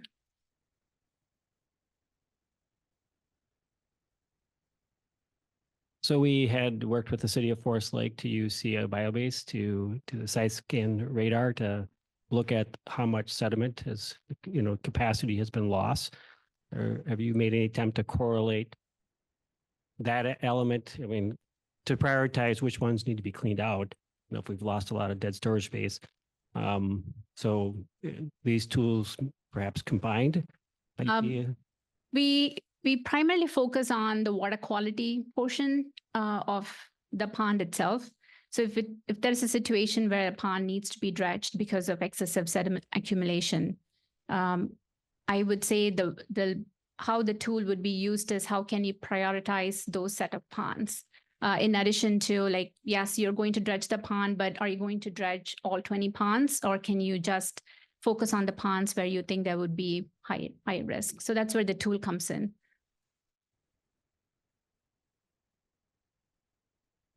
Thank you, Parima.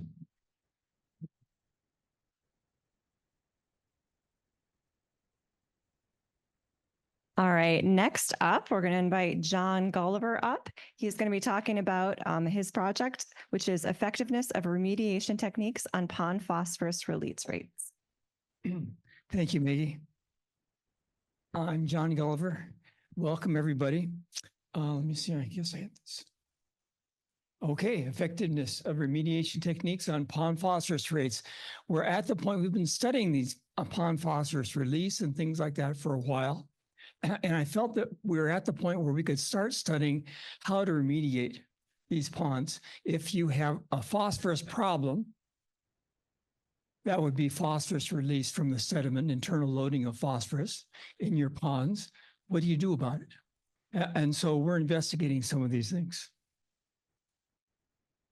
On the project team is myself, Joe Bischoff from Bar Engineering, William Selbig from USGS Madison, and Jacques Finlay. We have a lot of partners in terms of the cities. The city of Eagan, Eden Prairie, Minneapolis, Minnetonka, Roseville, Savage, and Shoreview. These are cities that allow us into their ponds, help us get into their ponds, show us how to sample from their ponds. There's quite a few staff and students working for us.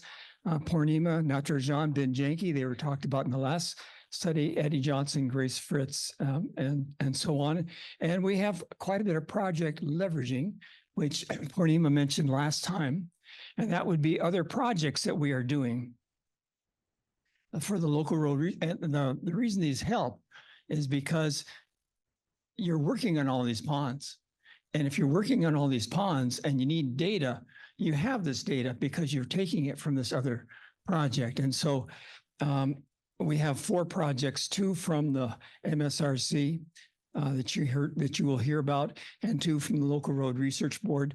The Local Road Research Board has been a big supporter of our program as well. So we're assessing the effectiveness and longevity of alum, iron filings, and active street sweeping in reducing pond sediment phosphorus release. To improve our understanding of how different approaches to managing phosphorus in stormwater ponds will help us better manage maintenance guidelines. So we're taking water quality measurements and sediment measurements. We're taking some sediment columns, we take them out, and we do experiments on them. So, and this is kind of saying the same thing. We're studying pond remediation. We want to know how well these work, how effective they are, and how much they cost.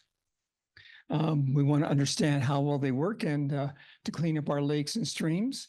And we might be able to delay the expensive act of dredging a pond. That's based on some preliminary statements and evidence.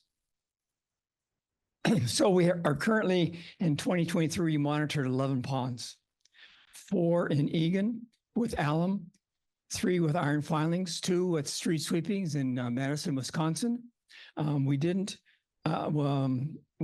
are monitoring, we're not monitoring the ponds themselves, but we are working on the sediments, and then 2 controls.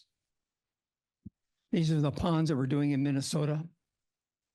The alum treated ponds, the iron treated ponds, and the control untreated ponds. 1 of each, and 1 with duckweed and 1 without. So how do iron filings work? Well, there we are here. This is okay. Anyway, the bottom left is 849W. I guess this isn't working too well. Okay, so on the bottom left, we have pond 849W in Minnetonka. The one what you want to look at is the yellow bar before to the left and after iron addition. Because these are anoxic, that's the anoxic sediment phosphorus release. So the yellow bar is pretty high before, and 2 years afterwards, after iron addition, it's almost 0. So it's still working, but it's only 2 years. In Shoreview Commons, we have a similar type thing. We have a yellow bar before iron addition, and the anoxic sediment release was almost 0 after iron addition. That would be about 4 years. So 4 years is still working in Shoreview Commons. In Bryn, it's the same thing, about 4 years after. So that's a good sign. Well, you want these things to work for longer than 4 years. So if we can, we'd like to get them out to 10 years, but we don't have any data based upon 10 years. Alum actually works better. The alum treatment in the ponds is, okay, there we go. LP 53. Alum treatment before treatment, it was fairly high sediment release. After treatment, it was pretty low. Now these ponds, 2 of these ponds, JP5 and JP44, were treated before 2018. But they were treated quite a while ago, 2008 and 1996. And you add sediment to the top, and eventually you really have buried that treatment. You can see all the ponds went from fairly high release to fairly low release. So this is a good sign. We're talking about 4 years later, and things are still working pretty well. Does it affect water quality? Water quality is more difficult to assess because we're not talking about just the sediment release. We're now talking about what comes in off the watershed and what comes from the sediments themselves. So water quality, like I said, is more difficult to assess, but you can see the iron and the alum have low surface TP compared to many other ponds, especially the ones with high TP and a low anoxic sediment release. So low anoxic sediment release in terms of sediment flux, that would be on the x-axis, and total phosphorus in the pond on the y-axis. You can see that there's a trend. Project highlights for 2024 field season. We have added 2 ponds based upon some additional funding. We received some additional funding from the MSRC, and we've added 2 ponds in the city of Savage. We'll be working on these 2 ponds, and they will be aerated by Moliere aeration systems. These are the 2 systems down here. We have, all right, I'm going to give up on that. We have a fairly large system that's going to be used on 21.5. That's because it's a larger pond. It's about 3 acres. And it needs to be hit with this large amount of air. This is what Moliere recommends. And then the smaller system is going to go into this pond here, 25.8. That is the a smaller pond, and that's a smaller system. So we will be taking water quality measurements in 13 ponds.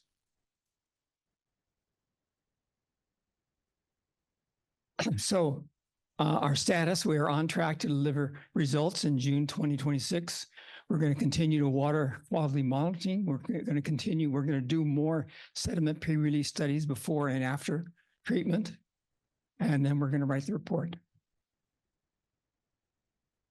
So what sort of questions do you have?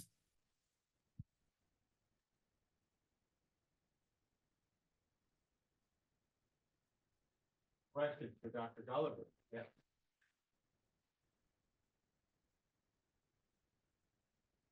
In your intro, you mentioned street sweeping as part of pond remediation, part of the study. Could you explain that a little bit more? Yeah, there are two ponds in Madison that are one has street sweeping and one does not. So one's in control and one's has street sweeping. Pretty effective street sweeping. So the idea is that you use the control to see how street sweeping affects the pond. And the ponds are just too different. And so we don't really have a control.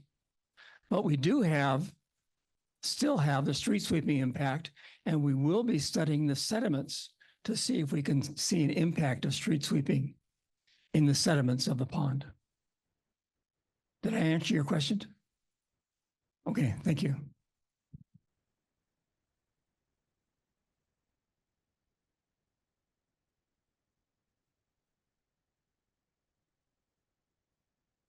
Do you have a sense if the duckweed or floating plants is more of a symptom, or is that like a thing to be managed? Like I'm just as a pond manager myself, I'm wondering, like, do you have any early insight on that?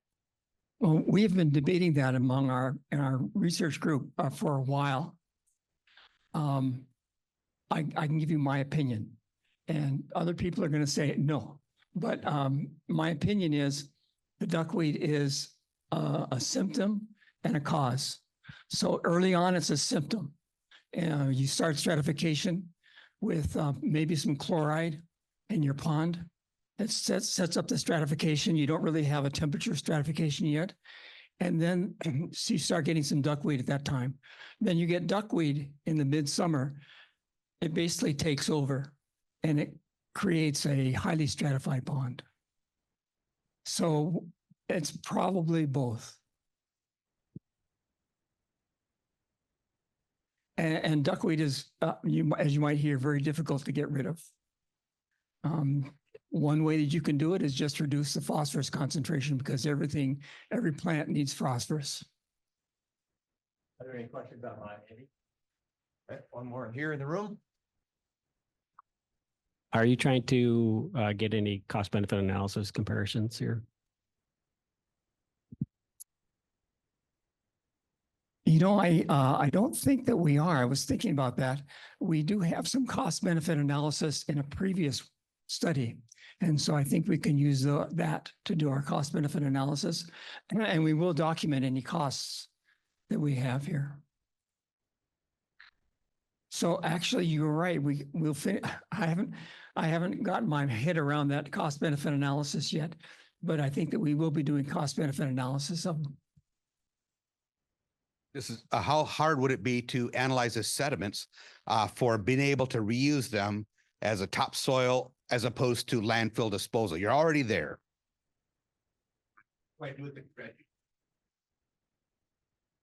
Well, there are practices already about what they can do with dredging. And I think it depends upon what other chemicals are in it. And that would be PAHs, right? So you have PAHs and also metal. So I think that's pretty well developed, although I could be told otherwise. Part of the maintenance cycle. Right. What do you do with sediment? Right. Right.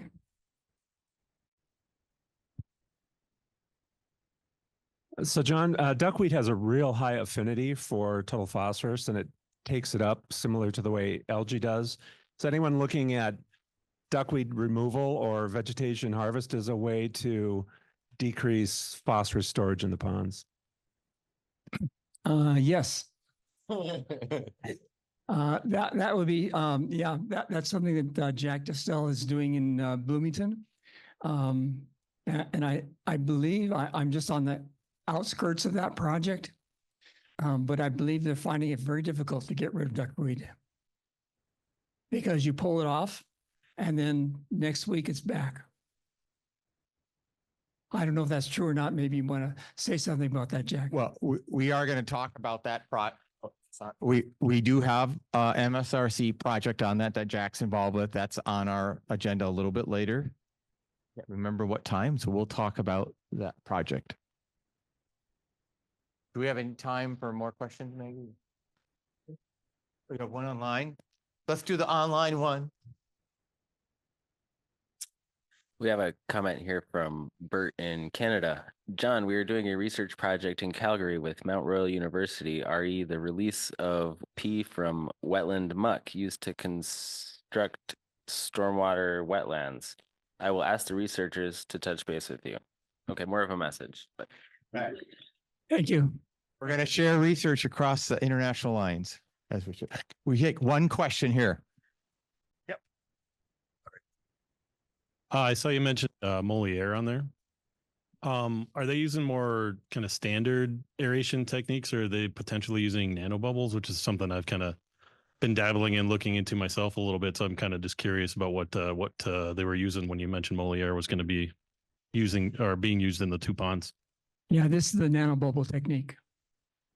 So Savage is installing these themselves, and we're taking advantage of that to see how the aeration affects phosphorus release.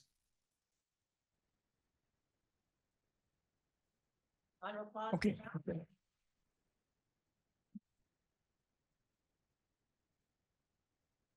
All right. So next up is Bridget Ulrich, and she'll be talking about performance evaluation for a stormwater treatment train incorporating sedimentation and geomedia augmentation biofiltration.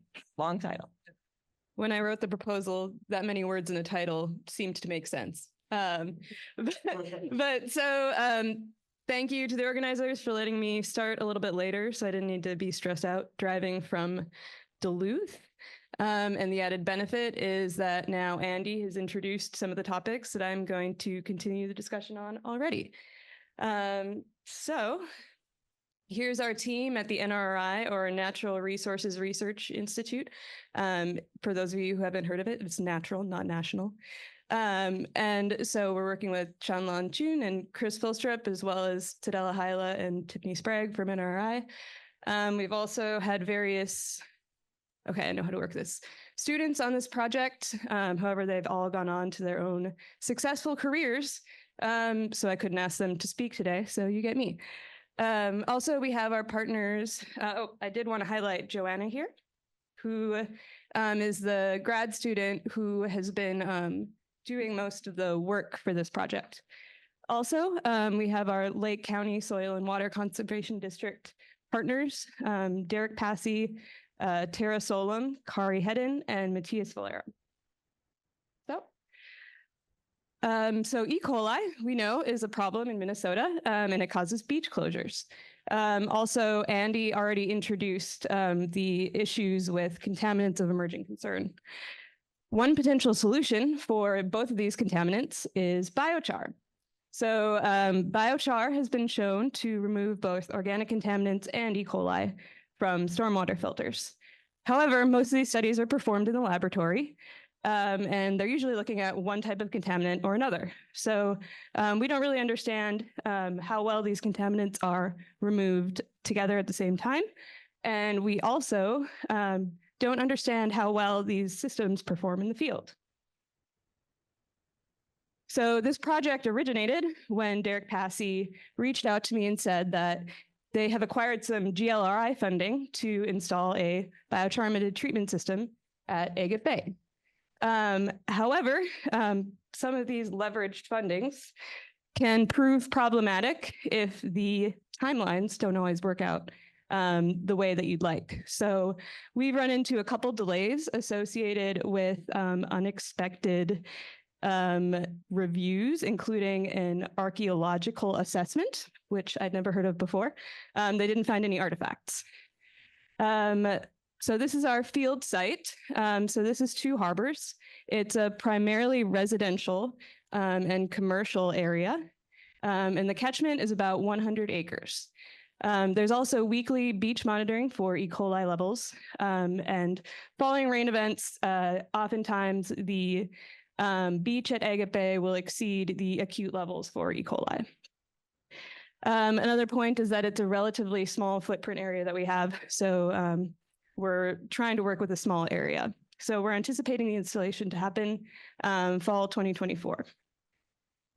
So some of the research questions that we want to look at for this project, we want to understand how well these biochar amended filters are for simultaneous removal of E. coli and organic contaminants.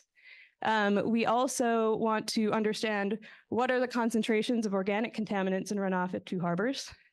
We want to have some insight into the lifetime of the media in terms of how long organic contaminants can be retained. And we want to know if there can be measurable improvements in E. coli at Agate Bay following the installation of the treatment system. So our first objective is to simulate the treatment performance in the lab. So we have some lab scale columns. You just have to be patient. Lab scale columns here where we filled them with sand and sand amended with biochar. We chose the same biochar they plan to use at Agate Bay from the American Biochar Company. We also want to quantify the levels of organic contaminants at Agate Bay. So we're using passive samplers, actually. One of the issues we run into is how challenging it is to collect grab samples when the weather predictions aren't accurate, as it sounds like a lot of people in this room have run into the same problem.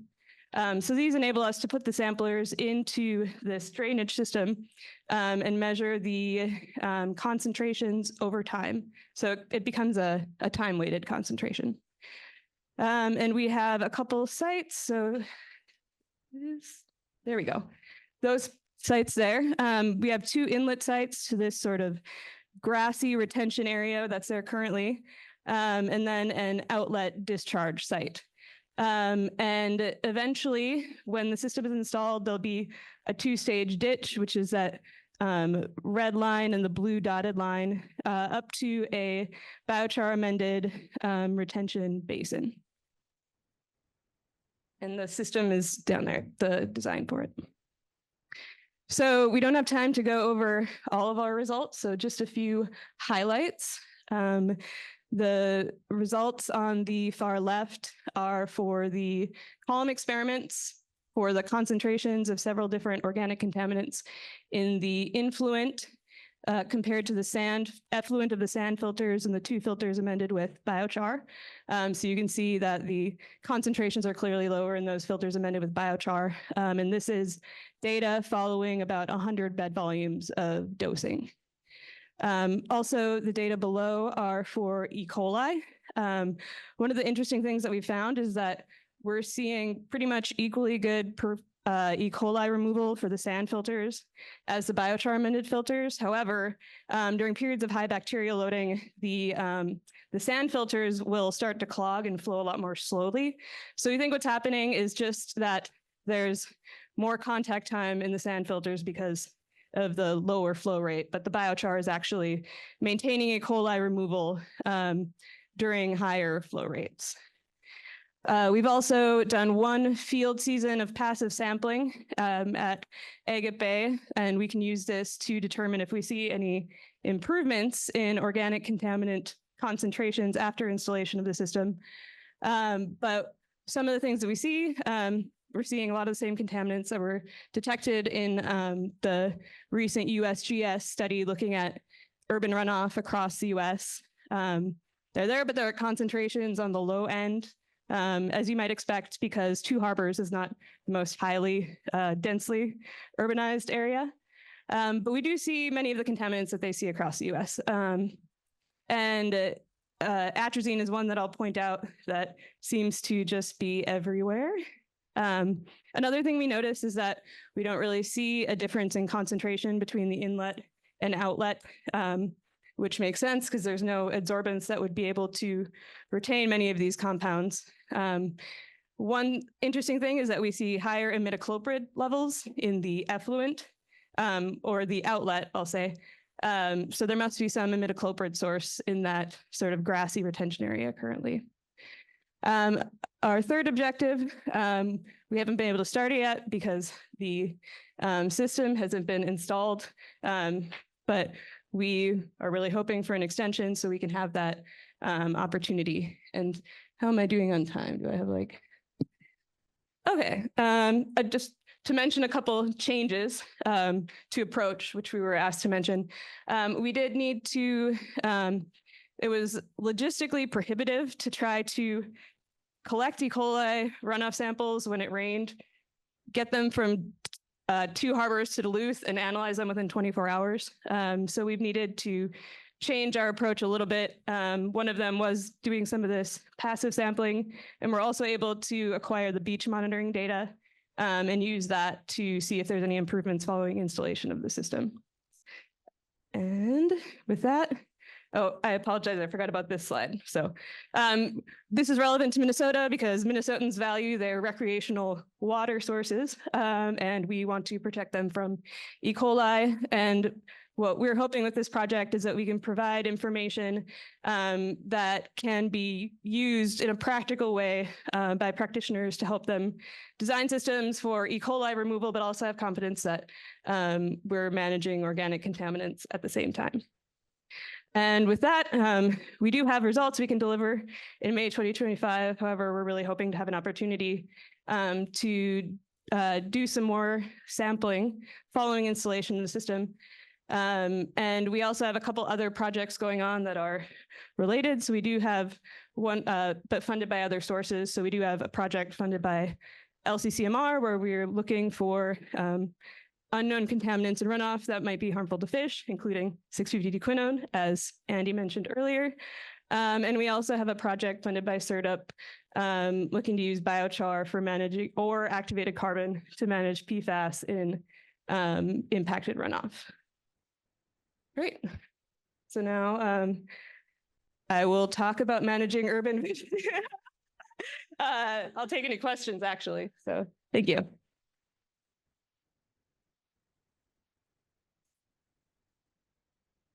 Questions for Bridget to work on biochar and treatment? Any questions online? Nope. Randy and then Don. So it's a question related to your work on quantifying the contributions from organics, which is we're seeing a lot of that in gross solids.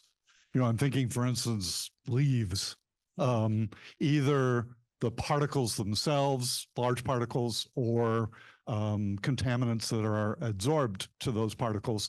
And I'm wondering if your methodology is picking up the contaminants associated with those large particles as opposed to all the stuff that's dissolved.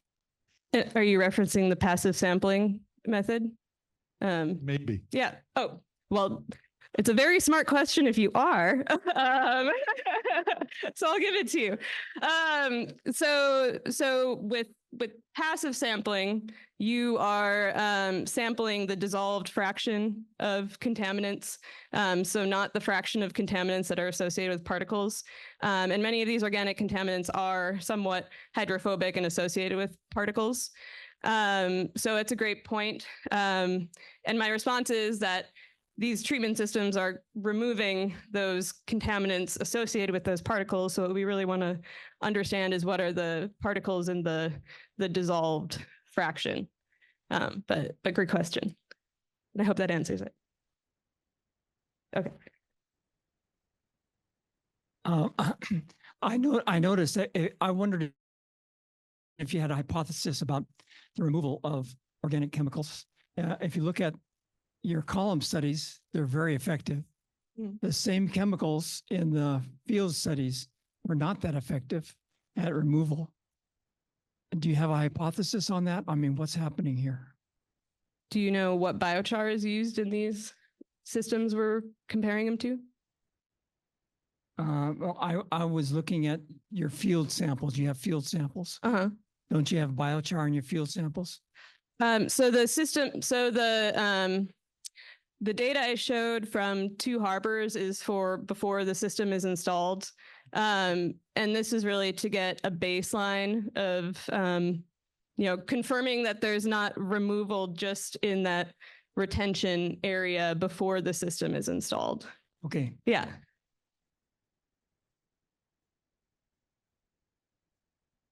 Other questions for Bridget? Nope.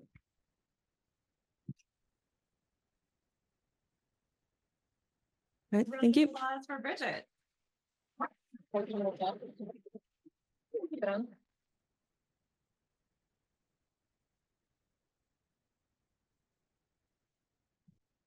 All right, well, unfortunately, Jacques Finlay was not able to come today to present on his project on managing urban pond vegetation. But in lieu of that, we are having Lena Johnson, our incredible Green Corps member. Actually, I'm good. Oh, change of plans. Okay. John, come on up. I almost. So, as Maggie just alluded to, John unable to be here today. Oh, sorry. Jacques is unable to be here today because this project is also part of a larger project here in the Twin Cities, the long-term ecological restoration project. Did I get that right? Which is funded by NSF, and they're having a large NSF project meeting right now. And so we are going to feature a video, right? Just make sure I got it right. A video about this project. And one of the reasons why we wanted to do this is to highlight some of the things that we are working on with technology transfer with each of our research teams. So, but a little bit about this project. And so the team that's working on this, and we've talked a little bit about this all morning, duckweed and floating plants includes Jacques, Ben, Dan Larkin, Naomi, and Jack Distill. And this project is occurring in a number of communities here across the metro, including the city of Bloomington down to the south. Oh, see a question. So we're going to talk about this thing. So we want to feature the video, and then we'll Jack is here. Maybe you can take some questions, and maybe Ben or some other people too. It isn't. Okay, sorry. Yes, we don't have it. Okay, so I apologize. We didn't. Oh, we did that. Apologies on that. I'm mixing up my different projects. So the point of this is we do have this is a rather large project where we're looking at some of the questions that have come up this morning with floating plants, specifically duckweed. And this project is looking at what first is the impact of floating plants on the water quality. And if we did a management mechanism on these plants, i.e. removal, how much phosphorus does that take out of the water column? So this project is currently happening. I think it's in its second year. So stay tuned on this, and we'll see what happens for this project. Jack or Ben, do you want to say anything more about this? No. Anyone want to put them on the spot with questions on this project? So the question is, what are they planning on doing with the biomass that they remove? We did talk about this last year, didn't we? What are we doing with the pounds and pounds of duckweed that we're removing? Oh, yeah. The city just composted it on one of our maintenance yards. So just put it in a pile and it breaks down pretty quick. But that was a duckweed question earlier. So the removal, we used our city vacuum truck. We scooped it up with the booms, sucked out. We tried to build a skimmer approach, and that just got overwhelmed where we passed it through a trash pump and then separated the water from the duckweed. And it did come back quickly in terms of surface coverage, but not necessarily the same amount of biomass. And so our idea was, and this is where Jacques and Ben and Dan and Naomi will come in, is it's like haying a field. So we did pull out biomass that has phosphorus in it. So potentially it's for removal. And the future question is, can there become a system that is convenient enough maybe to do passive removal that doesn't just always get clogged? And then you're just consistently pulling that duckweed off that surface and using it to your advantage about pulling phosphorus off. And it's really easy just to break down and get rid of. So it's actually really easy to corral it. It's just hard to get it off. So this is a question related to all that, which is, can you measure the phosphorus? How cost effective is it to remove phosphorus that way? And the question I always ask, which is, can MS4 cities get credit for that phosphorus load reduction? Yeah, they took some of the duckweed removed and they sampled it at one of the labs here on campus or the University of Minnesota campus, and they do have a phosphorus constituency for it. And then we just had a volume estimate about how much we took off. It was pretty watery, so it's kind of hard to get that. But so we will come up with an estimate about how much we got off. And well, you can't get credit if it's an impaired water because it's in lake management, but I do think that you could use it as pounds per cost removal. If it was just a passive remover, like a skimmer or like a little conveyor belt that pumps it off, or if it's a designed and constructed pond and it has a bounce to it, it could bounce over and kind of have a little side wetland that kind of catches the duckweed off, and you can kind of quantify that. And to John's comments on the duckweed, so I do also basically agree that it's both a cause and a symptom because they're cool little plants in that they do seem to set themselves up to dominate. Where this year we're splitting a pond in half and I'm moving all the duckweed to one side and keeping one side open. And then we're going to put down potted plants, submerged plants to see the effect of the growth rate on submerged veg. Anecdotally, after the removals this year, the submerged veg in both the ponds three ponds are much greater than they were. So it seems that the submerged veg and the duckweed compete with each other.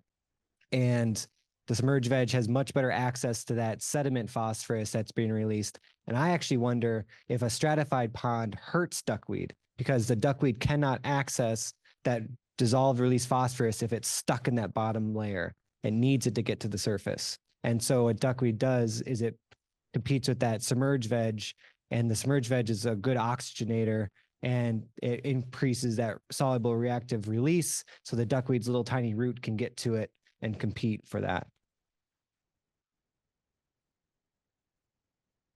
Thanks, Jack, for filling in. You're a crucial part of that team. What we would hope to debut, which will be shortly, is we're redesigning the project websites. And so this project is our first one. And so hopefully in the coming weeks, you'll be able to see more about what this project is online and feature some videos and pictures and that. So sorry that team could not be here today. So we have two other projects to feature after lunch today, but are there other questions? I think we have a few minutes. Other questions either about the council or about the projects that we heard this morning that we were unable to get to? I hope you're starting to see the depth and breadth of the different research projects. One of the things that I like to see and I observed this morning is how much is happening in different communities across Minnesota, that we really stressed and emphasized the applied research happening out across the landscape. Yeah, Andy? We could do one or two. Do you know who they were for? Pete? Okay.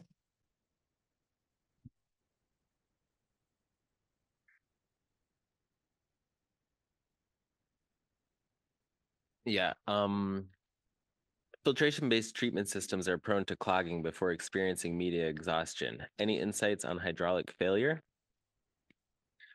Yeah, I mean, the filters do need regular maintenance, and that includes weeding and surface raking or skimming off a layer of organics as it settles on the surface. So, and if that's not done, then there will be a reduction in hydraulic capacity, which needs to be addressed eventually.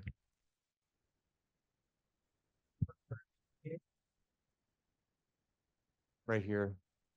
Is there a performance reason for using an upflow media configuration, or is it just a function of the hydraulic constraints? Good question. Yeah, no, it's mostly the hydraulic constraints, but yeah, I'll leave it there. It's mostly the hydraulic constraints. So yeah, the question was the upflow media filters. So the water flows down through the anthracite into an underdrain system, passes over into the cells that have the reactive media, and then they upflow. So the reason is primarily a hydraulic one.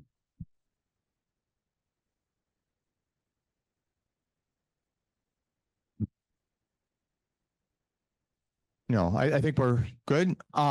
So one other thing I heard during this morning's presentations, well, I heard some people want time extensions, but we'll talk about that offline. But well, observation, I mean, hopefully you picked it up about the challenge of we had challenges of COVID and getting field staff out, and the challenges of not having precipitation last year. Remember when that was happening? Hard to believe it this year, right? And so monitoring data. But what I really meant to say was the time scale of our projects. If you want to know when they're ending, that is all going to be on the new website. So you can see who the teams are, what the project length is. And one of the things you might have picked up, maybe I will highlight that since we have a couple minutes. I'll go back here, is this thing, and what we're calling a Minnesota impact statement. And hopefully you saw this trend today, that we ask researchers to explain these things and what this research is and why is it important to Minnesota. So we call this a Minnesota impact statement because sometimes this is all we can say to a legislature about a very long titled project, right? So anyways, these are available on the project websites or will be, as well as the team members and when they're ending, the projects are ending. So hopefully you'll go out and take a look at the research projects library.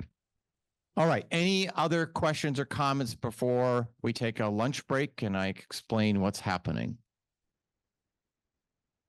Yes, Dwayne. This is for Bridget and others. One of the things for implementation, let's just say, Bridget, the pond gets built or the system gets built. I'd love to have the CAD drawing.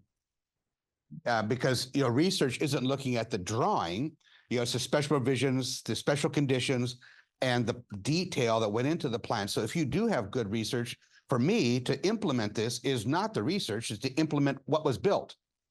Through design and contract language. So from my perspective, all the research would benefit if I had not just saying, okay, do this and run this model, is that if I did, I'm looking for contract language and contract details for someone to build it. Noted. Yeah.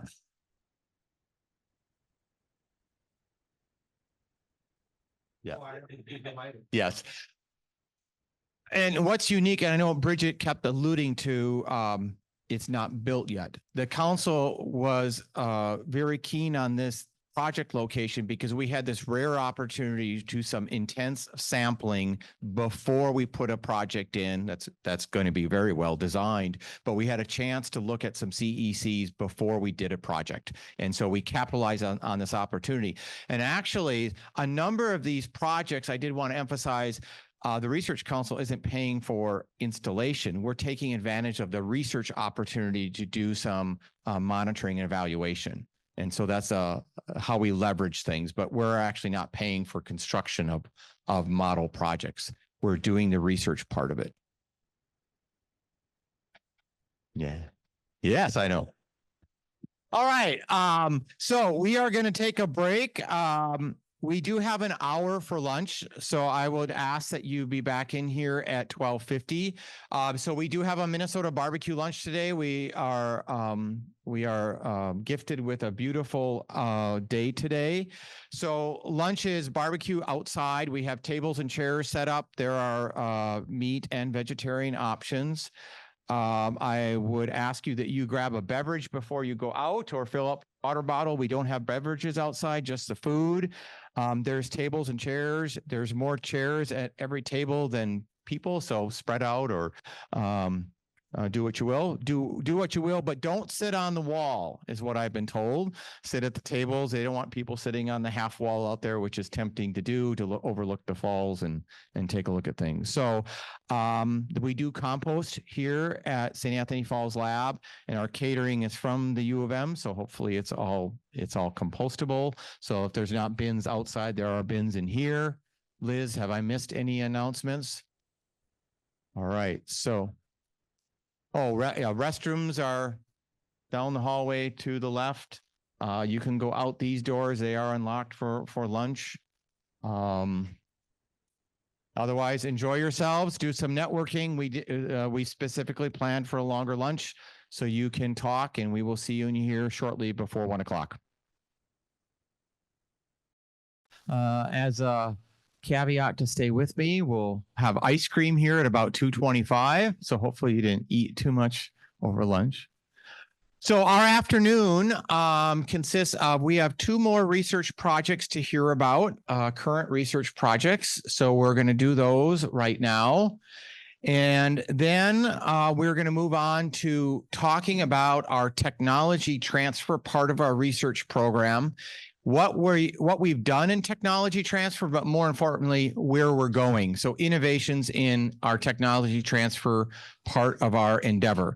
And then we'll conclude talking about our research priorities for the next 2 years as the Research Council, and talk to you about our investment strategy and make a few announcements about our upcoming RFP.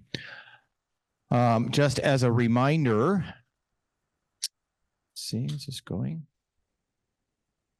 Okay, there we go. I think I already covered that. How about theirs? Again, 15 minutes each. Quick rapid fire on these presentations. We'll take some questions, including those of you that have rejoined us online. And again, we won't get to everyone's questions, so we'll gather up all the questions and we'll send them back out after our annual meeting. So with no further ado, let's go on to our next research project update, which features Mr. Ben. I think here he is. Talking about one of our projects on the assessment of urban stormwater chloride and its impact on surface. So, Ben.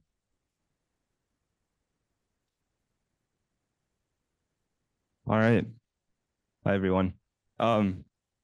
I don't know, I feel like I could have just hung out outside the rest of the afternoon. I found a hammock somewhere.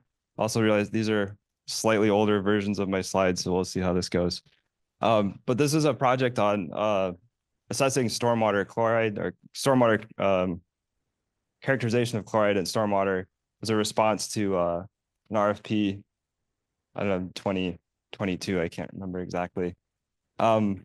And so this is a project team. It's myself and Jacques, also Brooke Asselson at MPCA, who's kind of helping with some of the tech transfer parts of the things that'll be useful from this project for MPCA. We also have a lot of undergrads who've contributed to this. Chloride is an issue that a lot of people can relate to and really dig into.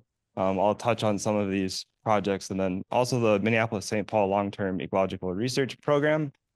Jacques is a co-PI on that. That's why he's not here today. I'm also involved with that. So there are folks within the LTER who are very interested in chloride and impacts to lakes and trends. So there's been some kind of opportunities there to extend the work. So our research questions, first of all, were just understanding what are the watershed and climate drivers of chloride and stormwater. How do surface waters, stormwater BMPs potentially impact chloride transport? And then really looking at the temporal trends of chloride. How have things changed over time? We have a lot of data and long-term data, both stormwater and lakes and streams, and how are these impacted by what's happening in the watersheds? So I got to tell you what I just told you. But we're studying these spatial and temporal patterns in chloride transport because we're interested in how this impacts our valuable water bodies, and especially towards understanding the vulnerability of certain lakes, streams to chloride loading, so that we can better manage them. And so this project, it was kind of a follow-on to the big stormwater data synthesis that Jacques and I finished last year. And so that's kind of what these initial results are sort of based on here. Not really a lot of surprises in stormwater chloride. The concentrations are extremely high in snowmelt and spring. Summer concentrations are rather low, not super variable. If we were to just focus on the summer concentrations, there wouldn't be a whole lot of work to do. The real interesting pattern is actually the contrast between base flow and storm flow. Again, this is something a lot of you who do the monitoring are well aware of, but the concentrations are an order of magnitude higher in base flow compared to the rainfall runoff. And if we look at long-term trends, this is, again, still just using that stormwater data set. And this goes back to 2003 as kind of the start of the record. We see a significant slight increase in the mean concentrations, but not the median. So this is, again, just the non-base flow chloride patterns. And you can see what these red dots are the means. So you can see the positive skew in the data each year. So there's a lot of really high values and then a lot of really low values, or sorry, a few high values and lots of low values. These are all event mean concentrations for the most part. There's maybe 20% of these are grabs. I'm trying to remember. That's in the report from the previous project.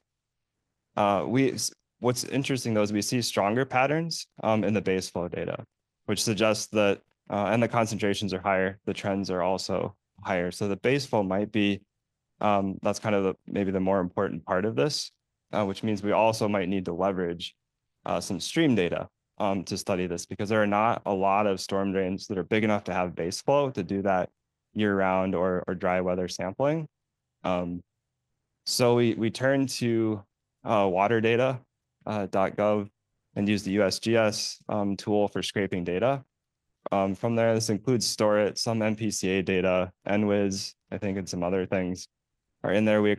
I pulled data for the 12 most urban counties in Minnesota and found a whole boatload of data. As is usually the case in Minnesota, we were just drowning in data. So we have something like 1,400 urban streams. I guess it's the 15 most urban counties. 402 of those are in the Twin Cities, and quite a few of those with at least 4 years of data that we could try to analyze a trend on. Lakes, there's way more than that. And this is something that the LTER is kind of tackling, as well as just dealing with a huge amount of lake data that's out there. And so just to summarize this real quick, kind of did some quick trend analysis on this, and I'll apply this also to the lake data and the stormwater sites that we have that are longer records, but just using a Mann-Kendall test for significance and trends, and then using a send slope to assess the direction. And most of the sites actually don't have much of a trend, or it's not significant. About 50 streams in the metro with significant increasing trends. There's a few with decreasing trends, but those are somewhat anomalous once you go in and look at the data, because they started monitoring at a local maximum. So of course it is a decreasing trend, but it isn't related necessarily to management. These are some examples of what those data look like. I just pulled some here. This is Rice Creek, the top left. So there's a 20-year gap in monitoring. Pick up monitoring again, and suddenly the chloride concentration has doubled. So it's kind of an interesting pattern.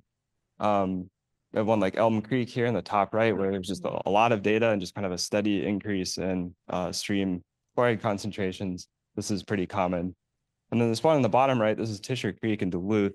This is one that has elevated concentrations, but not a significant increase. So this is one that's maybe, there's a lot of scatter in that line. I probably could have picked a better example, but this suggests that there's maybe kind of an equilibrium being reached in the chloride in that system. So these are really interesting when you start digging into them, but how do you analyze them all together? So this slide's a little out of order. This should have gone with the stormwater data, but looking at landscape factors that might impact chloride, things like roads or total impervious or road speed or things like that. Didn't really find much that was useful for predicting chloride based on these watershed features. One thing we did find though that was kind of interesting is the warm season chloride concentrations were slightly higher in watersheds with more surface waters.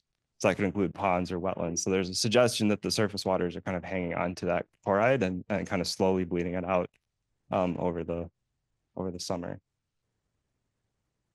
But generally poor relationships with most. So it does suggest that the climate variability year to year and also salt application is much more important than the watershed features. And so lastly, I just touch on like just kind of a case study sort of thing that we're working on is pairing these data where we have chloride stormwater data and maybe lake data here kind of in the bottom right. This is a watershed in Woodbury or just north of Woodbury where there's a pretty good record in both lakes and stormwater. And you can see this dramatic change in land use over 17 years, an increase in chloride, stormwater chloride, because of all the roads that were built, and it's accumulating in the lake in that watershed. So this is something that PCA is interested in as kind of a almost like an illustration or a data nugget kind of thing. So we're kind of working on putting together some of some case study type things like this, and also have plans to use the Minnesota Groundwater Association put together a white paper to investigate infiltration losses of chloride and BMPs. And so we have some BMP databases for a few of these watersheds where we can start looking at that question as well, which I know is of interest to many people here. There's still a lot of work to be done. We've got a lot of undergrads working on the project and folks in the LTER doing some lake modeling and other trend assessments. So there's a lot of extensions of this work that we're feeding into. It'd take a long time to explain all of that, but a lot of people are interested in this. Yeah, I'll just leave it there. We're on track to finish on time. We did get an extension to the end of this year because of the delay in the previous project. But still some things left to do with the case studies and tech transfer stuff. So I'll just leave it there. All right, thank you, Ben. Questions for Ben or the team about this project? Dwayne. Any way you could relate some of this to what I'm going to say we're going to become like Nebraska in terms of less winter, more ice, and how that would affect the chloride use you're predicting going to, like, say, an ice model rather than a snow model? Yeah, I mean, that's an interesting idea. And I think even some of the earlier chloride projects that we did, we had like December thunderstorms and things like that, where there was just huge pulse of chloride coming through our ponds and the ditches we were monitoring. So I haven't really thought about the ice question too much, but I know that tends to be when a lot of the salt gets used, is when there is ice or you have refreeze events and that kind of thing, that it's not heavy snowfall necessarily. One of the undergrads on that list, Aubrey Wendorf, did do kind of a climate analysis looking at previous season snowfall and spring concentrations in lakes or fall concentrations versus rainfall during the summer, and found actually a pretty good relationship that way. Doesn't quite get at your question, but we're not really trying to predict salt use. We still have plans to inventory salt. We have some salt data from a few cities, but I'm not sure the best way to use that.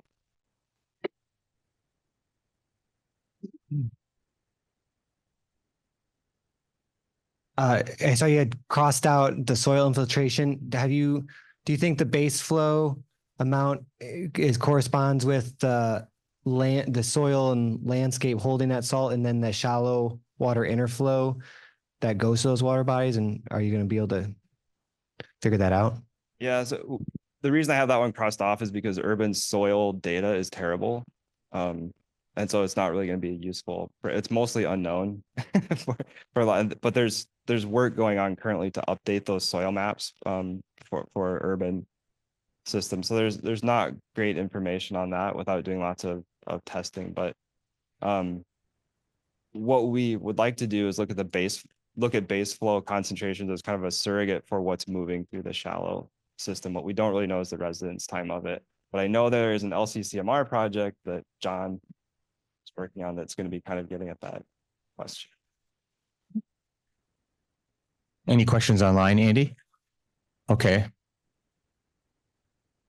The Ontario Conservation Authorities have done a fair bit of work on smart salting education, apparently.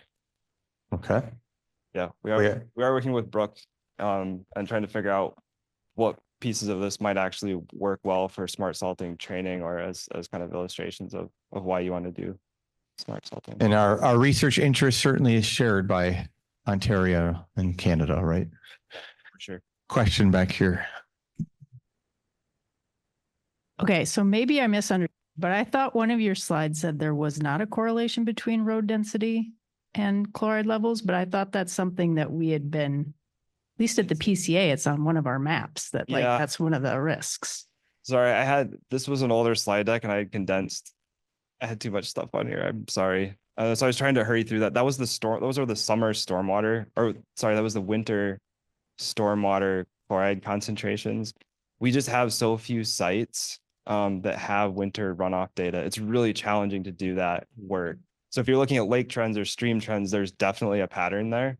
But we were starting with the stormwater part because that was the main thrust of this work. The stream and lake data is kind of to help provide context for the stormwater. All right. Any last questions for Ben? One more question online. We have just a moment.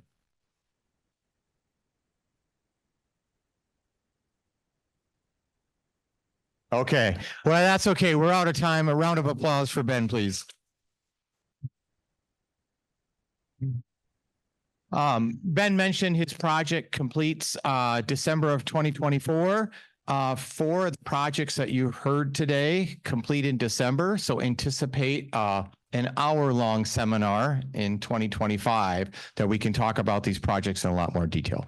For our final project update today, I want to introduce, actually give acknowledgement for 2 different people that we have working with the Stormwater Research Program. Not all of you would know them, but they're working behind the scenes with our PI teams, and that includes Lena Johnson, who is our MPCA Green Corps member. And then we also have a fabulous CFANS intern, Zainab Ahmed. Would you come on up here? Zainab is going to introduce our final research project update of the day, and we're going to introduce it in a little bit different way. I'll let her take it. You're going to use this one here. Can everyone hear me? Okay. Hi, everyone. I'm Zainab, and I'm interning at the Water Resources Center this summer. And so I'm a technology transfer intern. And the technology transfer program allows researchers to connect with a wider audience by creating educational materials for their research projects. And one of the things I've been working on this summer is a video for Shui Feng's Urban Trees project. And her team was originally unable to make it today, so I wanted to make something that would showcase all their hard work. But thankfully, she was able to make it today, and so she'll be able to answer some questions and give a brief summary afterwards. So yeah, materials like this are super useful for getting the word out about your project. And if you wanted any or were interested in any materials, please contact the Water Resources Center. So I will play it with that. This presentation is a video overview of Shui Feng's project on stormwater reduction and pollutant sourcing from urban trees. So for this project, we're looking at how water moves through urban trees, and we're doing that both in terms of water moving from the ground into the sky as they use up soil water to drive transpiration, and from the sky to the ground as they pass rain through their canopy and into the stormwater in the form of throughfall. So our work is really showing that the health and canopy condition of these urban trees are really important for how much water they use and how they affect the chemistry of the water they export to the stormwater. This research is important for stormwater because we know that urban trees can potentially contribute a source of nutrients into the stormwater, but we don't really know how much they are doing that in the form of litter fall versus throughfall, and how much variation there is between trees and across sites within the city. So for this study, we're really working to show how some of those mechanisms through which trees are influencing the quality of stormwater they come into contact with. Falling under this overarching objective of understanding how water and trees interact in cities, we had three main objectives in this funded project. The first objective was to quantify how much water can trees intercept. The second is to quantify the contribution of urban trees to key nutrient fluxes, for example, carbon, nitrogen, and phosphorus. And the third was to see how we can scale those effects from site level stormwater interception to catchment scale runoff and pollutant exports. I'll just also add that throughout this project, we're also able to collect additional information on the usage of water on urban trees and their nutrient export ability and how that varies seasonally and across multiple sites. And in particular, since this project spanned both a drought year and this year we're getting into a really wet year, we're able to look at interannual variability between these two extremes. One of the most exciting aspects of the study that we are actually working in the communities that we live in, and we're interacting with these urban trees that provide many benefits to us, and we're just kind of getting under the trees to see what is going on beyond just the canopy. This video is a project update as of July 2024. For current project information, please visit the website below. Support for this project is provided by the Stormwater Research and Technology Transfer Program, with funding from the Clean Water Fund from the State of Minnesota's Clean Water, Land, and Legacy Amendment. Additional support comes from the Minnesota Stormwater Research Council and its member cities, watersheds, private businesses, the University of Minnesota Water Resources Center, Minnesota Sea Grant, the College of Food, Agriculture, and Natural Resource Sciences, and the National Institutes for Water Resources, funded by the US Geological Survey. Additional project partners and funders include the Minneapolis-St. Paul Long-Term Ecological Research Program, as well as the City of St. Paul. Thanks for watching. This on. Okay, so Maggie will talk more about this in a moment, about presentations are one way, final reports are another way, seminars are one way, but videos are another way that we're trying to convey our research investments to different audiences. And so this was a way that we were going to communicate the update about this research project, because this project team is large and involved in this LTER project, and they're having their national site review right now. So none of them could be here, except one could. So I want to welcome our PI lead for this project, and she'll talk briefly with the last couple of minutes about some of them, what they're finding, and take some of your questions. So, yeah, thank you. So, how do we get back to your presentation? Oh, it's okay. I'll just speak. I'll just talk. Or here. So I just wanted to highlight some of our preliminary findings that emerged out of this that I think might be interesting to some of you in the audience. And so we're really conceptualizing trees as this nexus of water movement on the landscape, going upward and going downward, right? We're finding that throughout the 18 trees that we've instrumented across St. Paul, because we're focusing on ash trees, they're in a variety of health conditions, as you might expect from the emerald ash borer. And so the healthier ones are transpiring a lot more than the unhealthier ones. And from the temperature sensors that we placed under the tree and in an open area, we could also see that the temperature reduction near those healthier transpiring trees are higher when they transpire more. So one benefit that they provide is that they are able to cool their surroundings. If we look at the unhealthy trees, their nutrient content in their leaf litter is a lot higher than the than the healthy tree. So the relationship is flipped. The unhealthier trees are populated with ash galls, which are these distorted male flowers that have high nutrient content, especially toward the end of the season. And their nitrogen concentrations are much higher than the healthier ones.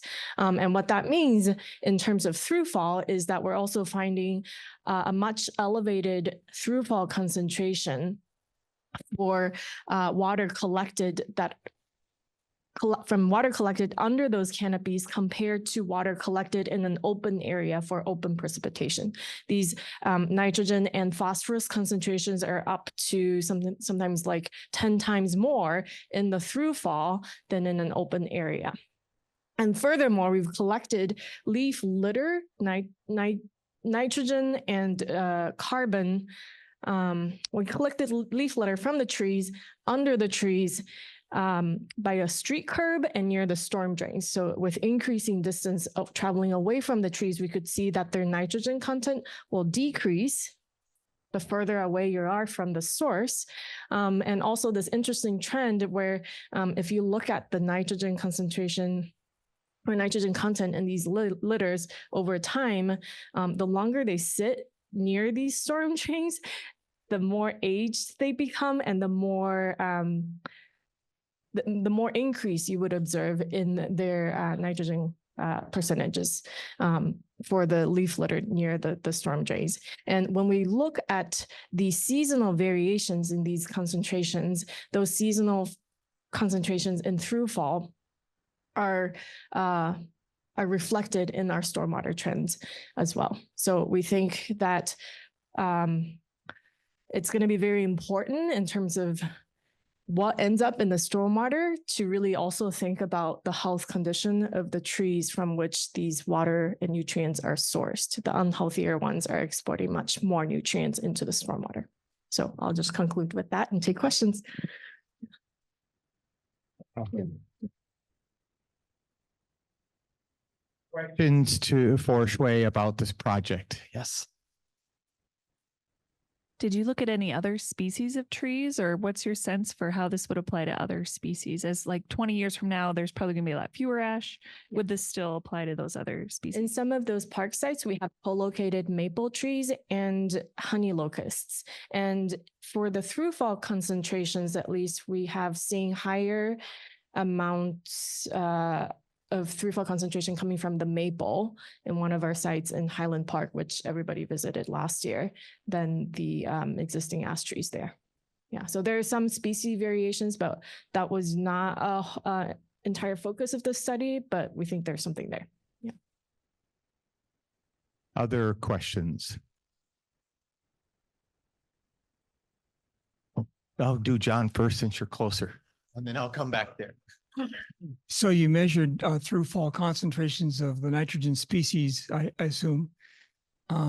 What do you think that means for phosphorus? Would it be similar? Yes, they will be similar. I can show you maybe this one. So on the plot on the left is your nitrate concentrations, and the through fall concentrations for the ash are in this pink color, and open is in the purple. And this one is for your soluble reactive phosphorus. And they are also much more elevated compared to your open precipitation concentrations. Yeah. Hold on, I'm going way back here. Great.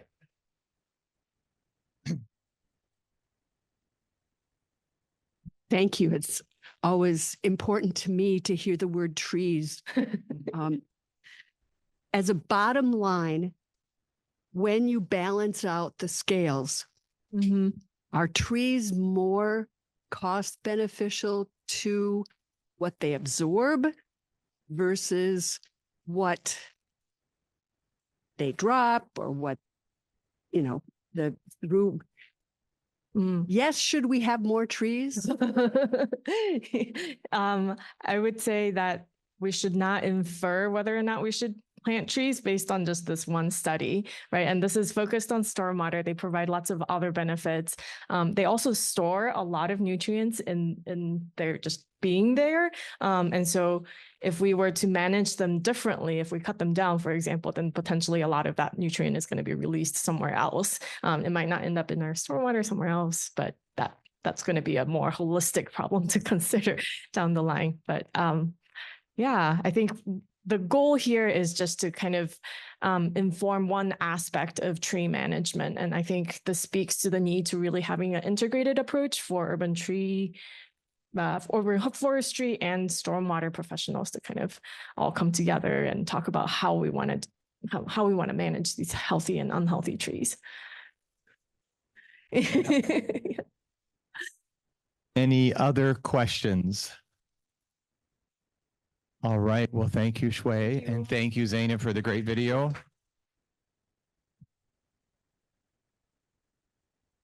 All right. So that concludes our project updates. I'm looking for my annual report because you can find out more about these research projects in the annual report. And you can also go to the research project library. Again, each project currently has a web page, but we're enhancing those web pages, and you're going to be able to find a lot more about each individual project. Okay, so the next piece that we want to launch into is events like this. And opportunities like this are a way that we can disseminate research results or transfer our findings to practitioners, professionals, and policymakers. So our lead on these efforts is Maggie Karshnia. If you have not met Maggie, and Maggie's going to talk us through a little bit of what we've done for technology transfer, but more importantly, where we're headed in terms of the research program. I hope that's right. Thanks, John. Yeah, so we talked a little bit earlier today about what technology transfer is. I think you've heard many people talk about this word called technology transfer. And again, it is taking the greatest stormwater research and results, packaging it in the most useful ways, and then giving it to the people who can use it. So I hope you had taken an opportunity over lunch to take a picture of that QR code, provide your ideas on all the different research projects that you heard about this morning. Again, we want to hear your ideas on application and different tools that you could use based on this research, or new audiences that maybe we haven't considered. So I hope you took advantage of that during lunch. You will have another chance at the end of the day. But right now, we're going to talk about how we're incorporating technology transfer into the whole entire program. So for the next half an hour, we're going to talk about a few things. We have somebody from our new technology transfer committee that's going to talk a little bit about what they've been up to. They're setting the plan, they're guiding success for us. We're also going to talk about all of the different technology transfer activities we've been up to over the last year. We've been incorporating some new things. And then we're also going to talk about our draft technology transfer plan that the committee has helped us come up with. And so this plan is really going to launch technology transfer to the next level, where we have a lot of great, exciting things planned, and we're excited to share those with you.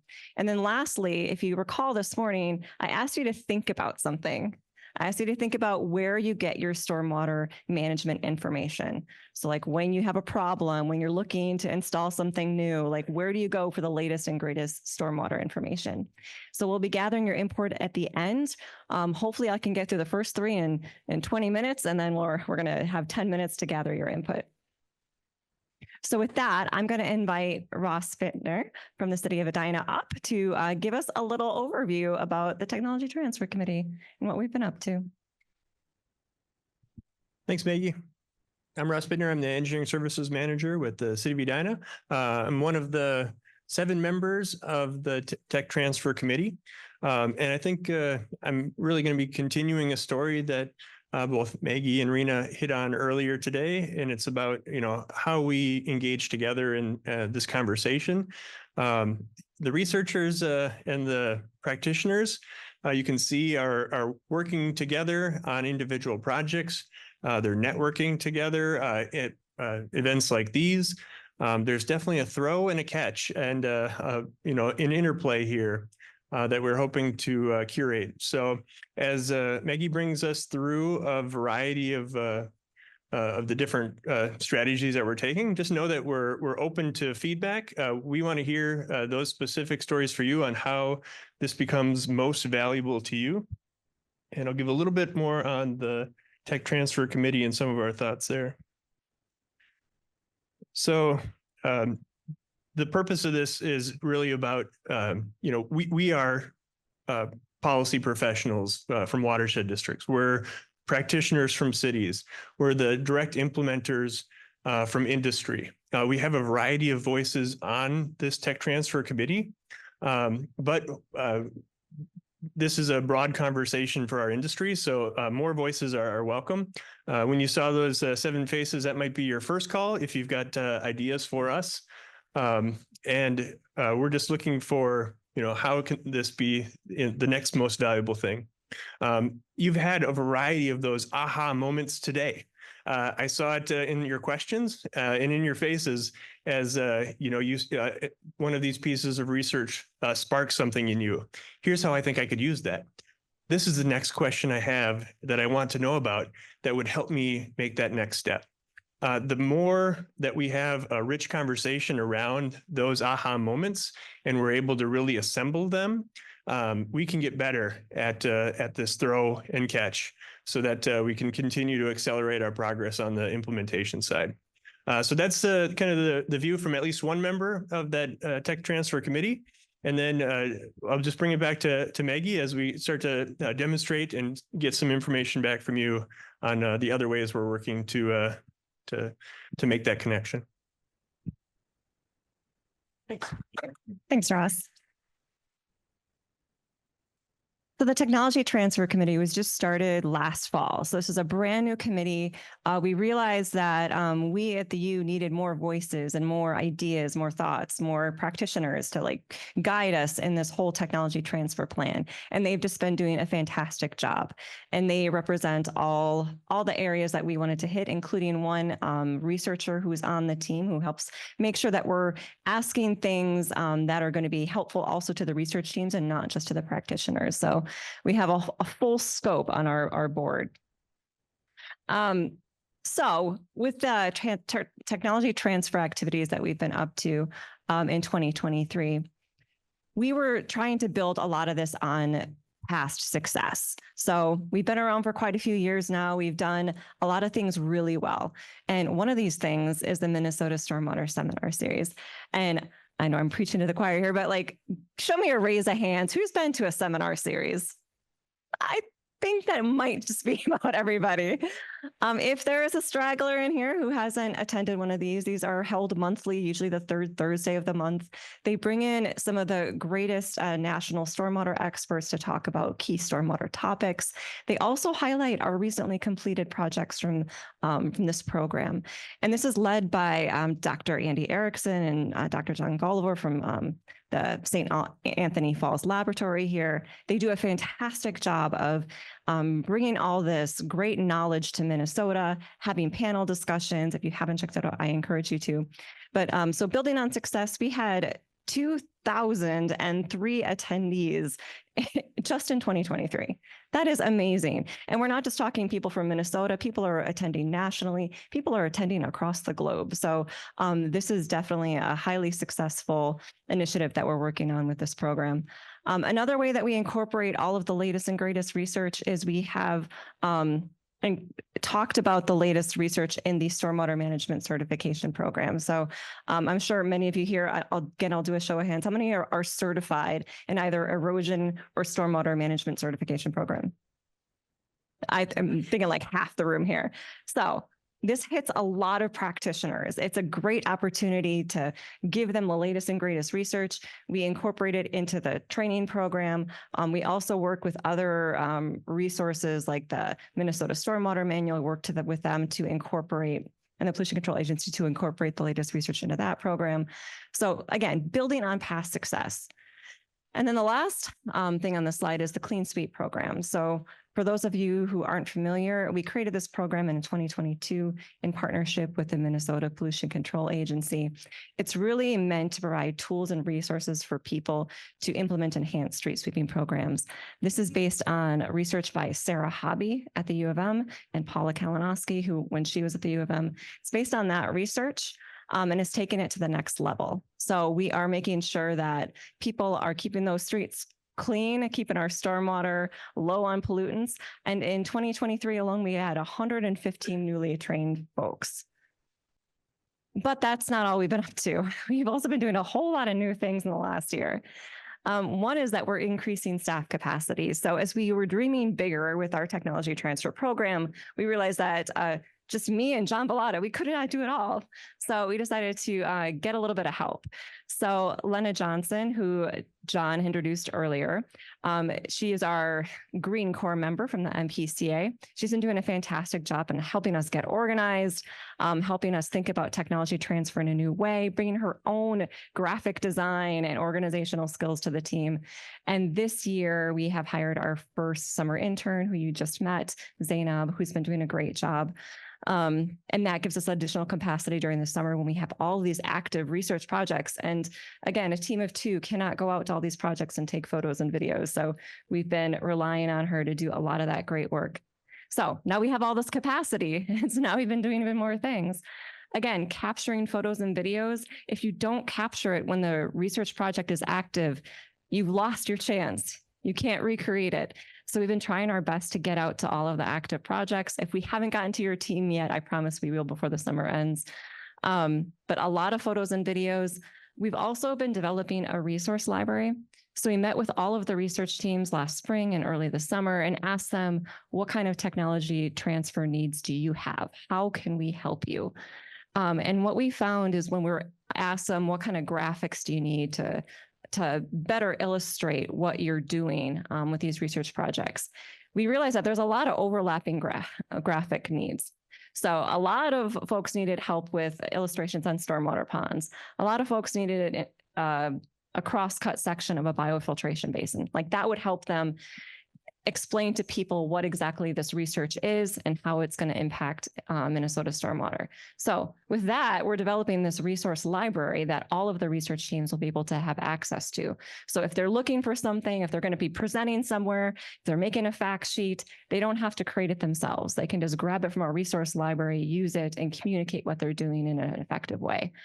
So along with that is like the templates. So all of the research projects that you saw, all those presentations, that was from a template that Lena had created.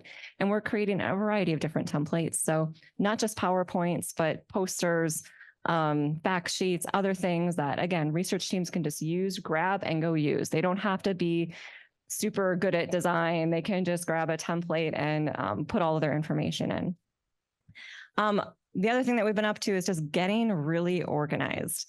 So now that we have a little more capacity, we've been thinking a little bit more about technology transfer and not just what happens during the project itself, but how do we think about technology transfer early on at the pre-proposal stage? How do we start having the conversation there, taking it throughout the life of the project? And then once that project ends and we have the fantastic research results and outcomes, typically the funding ends. And that's unfortunate because that's at the point where you can really share that information and have a huge impact in Minnesota. But if you don't have the funding to go share it, well, then that's too bad. So we've been thinking about how can we help people post-project as well. So just getting really organized, including starting our brand new technology transfer committee. So the committee has helped us develop this long-term plan, and it's meant to be a living document, like a living plan that we're going to keep reassessing year after year. And we've created 3 solid goals. The first goal is to really ensure that research results are accessible and widely shared. So that's what we were talking a little bit about earlier, about updating the website, making sure that all of these projects that have co-benefits or connections that we're connecting to those other projects on these website pages. We're adding all of the people that have contributed to these teams. We're just adding a whole lot more to these websites to make it accessible. We're also trying to connect to different partners. So a lot of different groups have connections, newsletters that we can get into and help share this information broadly. The second goal is we're trying to create a proactive system that identifies target audiences and better meets their needs. So we're really trying to get out to you to where you're at and find out what your stormwater needs are, making sure that you know about the greatest and latest stormwater research coming out of this program. So did anybody here in this room attend one of the stormwater listening sessions last fall? That's pretty good. That's like a third. So that's like a way that we're doing technology transfer. We're trying to engage you, meet you where you're at. We did one of those sessions up in Duluth, which we haven't been to before, listening to what their stormwater needs are. We're just trying to create a proactive system that really incorporates all of the needs of the stormwater community. And last, we're trying to connect and engage research projects with the stormwater community throughout the project. And we're doing that in this sort of thought process. So again, we're trying to, on the pre-proposal stage, We're trying to think about what the technology transfer needs are and how those fit. How does the technology transfer committee fit in, and where do they provide feedback? How do we incorporate the stormwater community into this? And what we've realized is that some of the greatest stormwater projects that we funded have had a technical advisory panel. So we're thinking about that, thinking about including that in the next round, and incorporating the stormwater community thought process into this project. And then, of course, when we hit the end of it, we are going to be also supplying some funding needs. So some of the objectives of our plan, increased information gathering. So we're going to be asking a little bit of more information from the research teams, also providing them with resources in return, which is number 2. Number 3 is really we're going to improve the sharing efforts and delivery. So this is a longer term need that we're going to be asking you for input on in a little bit. The 4th objective is we're going to connect teams to the stormwater community, as mentioned before. And number 5 is technology transfer during and after the life of the project. So I had mentioned at the end of the project, when your funding ends, is really when you need that funding to go to that conference and to go do those things. And so the things that we're really excited about that are coming up next, one of those things is this technology transfer support fund. So we're going to set aside some funding as part of an application process that the technology transfer committee will help us review. Research teams that have completed their project, ended their funding, they can ask us for funding to develop new tools if they have an idea for that. They can have funding to go to a conference. They can publish papers. We've heard from a few teams that, when you are trying to scramble and finish up this funding and your deadline is coming, you don't always have time to finish it off and publish the paper. So that comes later. And so being able to have funding in order to do that in some of these recognized papers is a pretty good deal. And also assistance with training like we do with the Clean Sweep program. So all of these things that we're thinking about. The thing that I'm the most excited about, though, is adding capacity. So we have decided to hire another full-time extension educator to help with this technology transfer effort. We have all of these exciting things coming up, and I'm really excited to get the help. We're also going to continue with the summer internship. Having Zainab here has been so helpful, and so we're going to continue on with that. So I know I talked really fast. We have a limited time, but when our technology transfer committee met last, we talked about what we wanted to share at this meeting. And so I've done a really quick run through of all of our technology transfer activities, but what we really wanted to do is to get your feedback. Now, I had asked you earlier to think about where you are getting your stormwater information. So when you are building a new feature, when you're having problems on one of your stormwater ponds, where are you going to get the information? And also, where are you receiving new ideas? What are the sources? Are you going to a meeting and you're finding out, oh, there's this great research, I should be doing that? Are you attending or receiving a newsletter, for example, and you say, oh, that city is doing something really great, I want to do that too. Where are you getting your information and ideas from? So I'm gonna have Zainab come up and take some notes for us. If we can switch it over to the other document. Awesome. And John is gonna help me get some feedback from all of you guys. So the question is, again, where are you getting your stormwater information? We have some ideas, but I would just love to hear from you where these sources are so we can add them to our list. So what are your thoughts? Where are you getting your information at? And John will call on people randomly if we don't have a raised hand. Mike Eisenstein. Yeah, definitely the first source is the Minnesota Stormwater Manual for general background information. But I think where practitioners really struggle is finding a location where you can actually find specifications and plan cross sections that match the outcomes that you get in research, and which is why my advocacy point is that for these projects that include the design and construction of best management practices, it would be good if along on the research results page, request earlier, there were specifications, cross sections sets for us to review so we can replicate those outputs. Yeah, that was a great comment by Dwayne before. Thank you for that. And yeah, that's definitely something that we should consider going forward. Other comments, other thoughts? Oh, yeah. You know, if the research says we should use 7.5% Calgon, 7.5% iron filings, and 5% by weight biochar, it'd be nice to have those formulas already done. You know, you just stated, because we're not going to invent the wheel. I'm going to replicate the wheel. And you don't even have to be right. Just get close. I like that. All right. Other thoughts? Where are you getting your information? I like a good Google Scholar review. Google Scholar. And my wife's still a student, so I get to just send it to her and she downloads them for me. So Nice. So think about the last project you did. Where do you get the best and greatest information?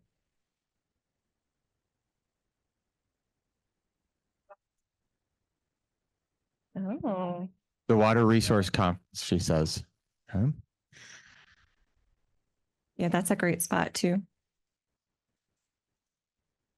Well, who's your favorite researcher? From whoever's done the latest research on whatever I'm looking for.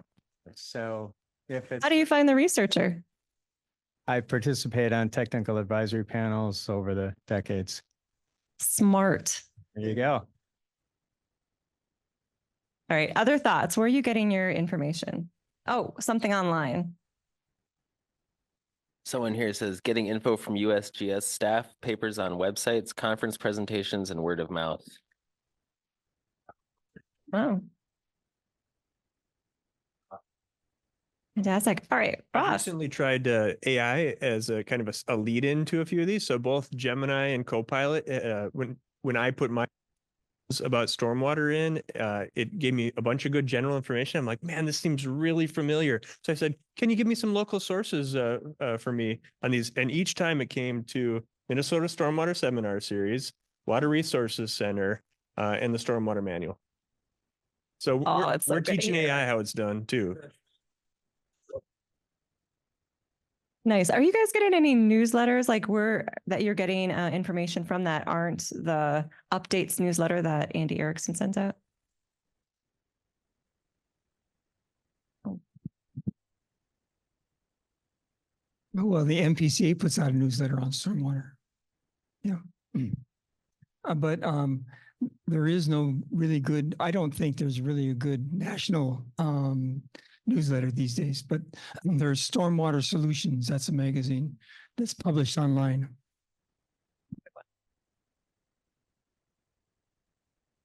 One other thought back here. One useful source is going to the private consultants and asking for the work they've done with their other clients.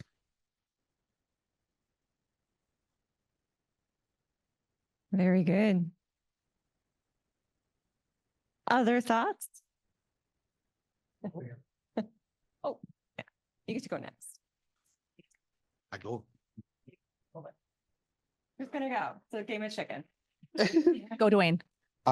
Well, this is a complicated question because I suspect most of you don't get anything from a single source. A lot of it is just stirring in my head.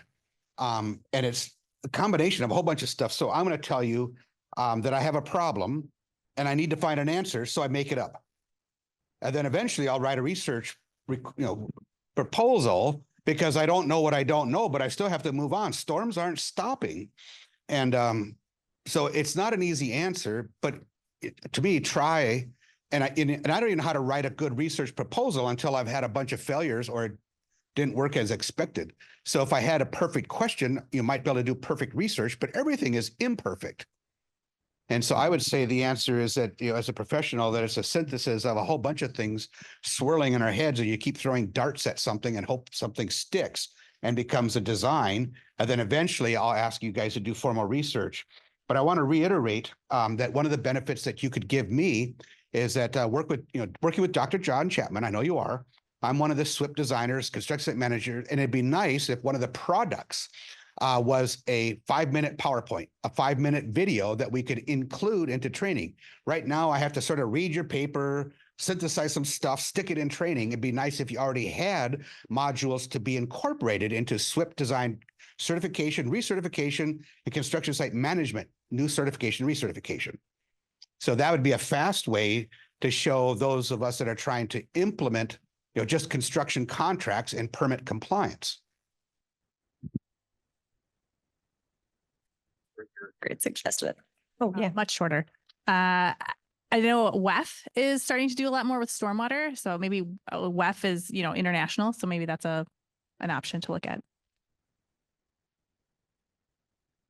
All right. We've got 4 minutes left. Other thoughts online? Wisconsin also invites experts to participate in technical standard development. One right here, Maggie, then. Yeah. The Minnesota Cities Stormwater Coalition, annual meetings and emails. Thank you for that. Oh, we got one more. Oh, wait. Just adding on to that, the word of mouth, what's really become effective is LinkedIn. So there's a lot of notifications of new paper publications, as well as stormwater events, or sometimes just consultants sharing projects they recently completed that are applicable to a problem you're trying to solve in your local vicinity. Thanks, Mike. I'm scared. One other thing that would be of value from, because I love being outside, I spend most of my life in construction outside, would be to have field trips and demos of things. And so that even you don't have to be done, but for me, it's nice to see before you finish construction, to see the thing. So I would have loved to go visit on a hole with some activated carbon and a bunch of other things, you're upwelling. I'd love to see it during construction and then the follow up. So whether it's a video or just having, and coordination is impossible, money is impossible, but I would find great value in demonstrations, field trips. I love field trips.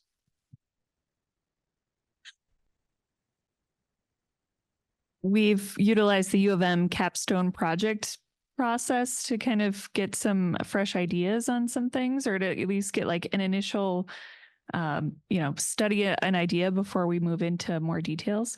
And there might be a good opportunity to engage that same group with some research here to kind of, I don't know, that seems like an opportunity. Reiterate that stuff. Civil engineering and biosystems, bioproducts engineering has the capstone. I've participated in a lot of them.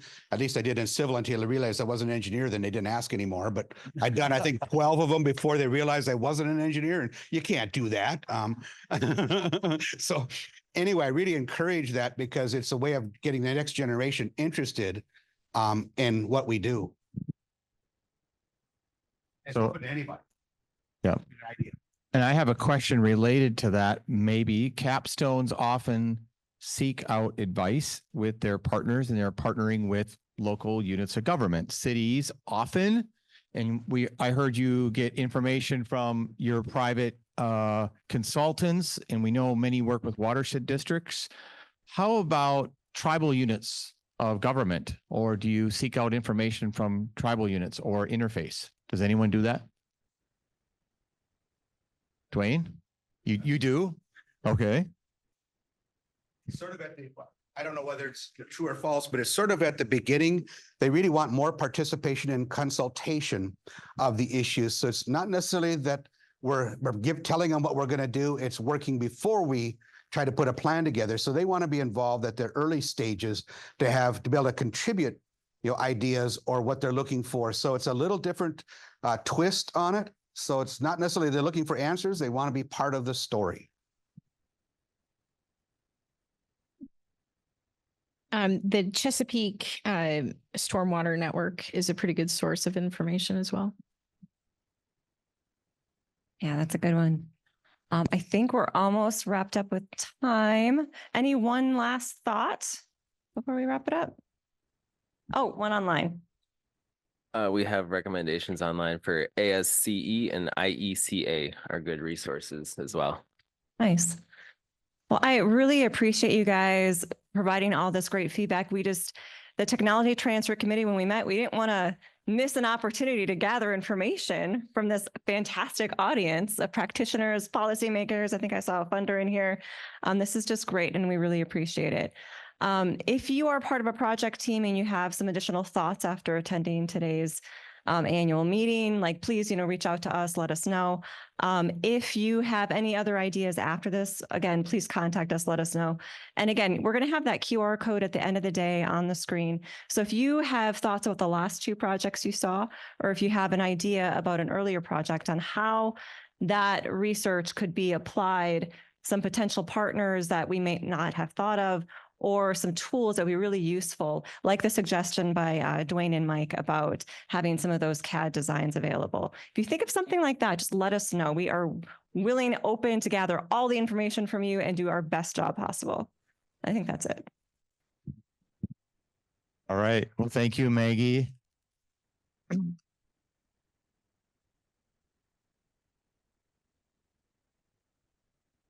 Who's driving the train here? Someone get.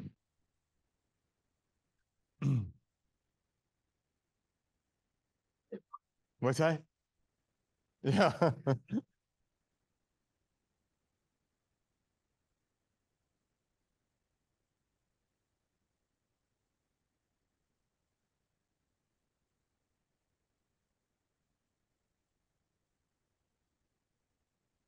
One more, two more.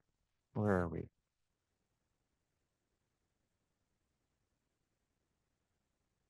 All right. Everyone still with me? Still with each other? We got about 28 minutes left. Reminder, I think on page 8 of your annual reports is a summary of the technology transfer efforts for the year. Again, so almost everything we've talked about today is in our annual report, our 9-page annual report for you to refer back to. We did that kind of on purpose.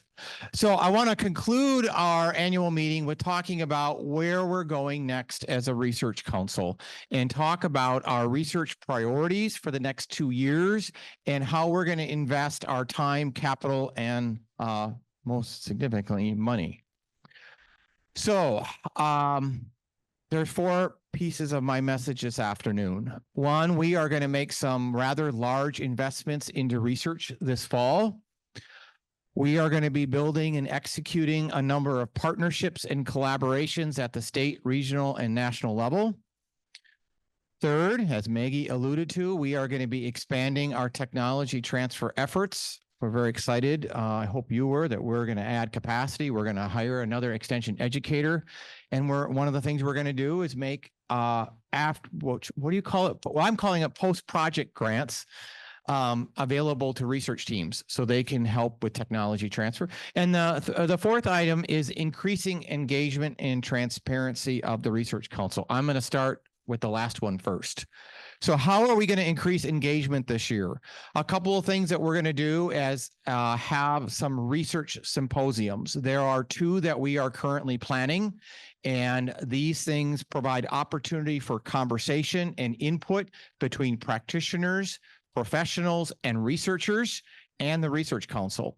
And so we are currently in the beginning stages of planning a urban pond research symposium and a pollution prevention and source reduction research symposium. So these are, I'm using the term symposium, call it a meeting, call it a forum.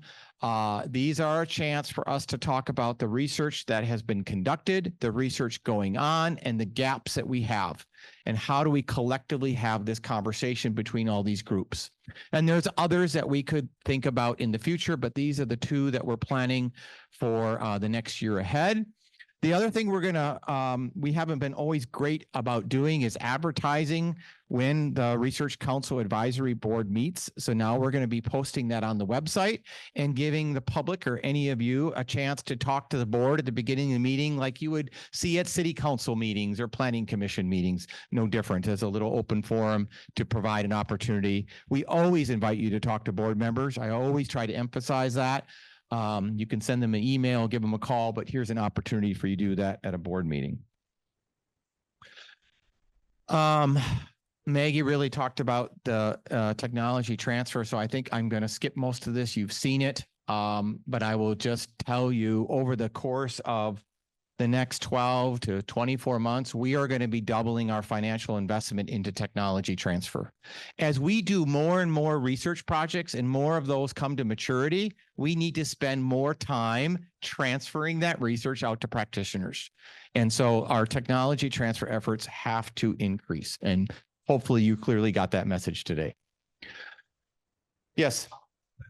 Maybe funding some consulting firm put together. It may not be the researchers that are able to do that. It might be a consulting industry. That's I think we haven't formed. Oh, repeat the question. The question was, could there be opportunity, let's say, for a consulting company or a private consultant to put the drawings together or parts of transferring that knowledge out? I think we haven't outlined the aspects of that program, but I think that could be fair game. The question we're asking ourselves is a research project has ended. It has final results. If there are tools or things that need to be done to transfer that knowledge, we need a funding source to do it. You might need a funding source to do it. You might need to do it. It might be a journal. It might be a drawing. It might be a video. It could be a number of things, but we've heard the call from researchers that resource is needed. Some of this, by the way, and that's what's meant about this pilot post-project mini grant thing.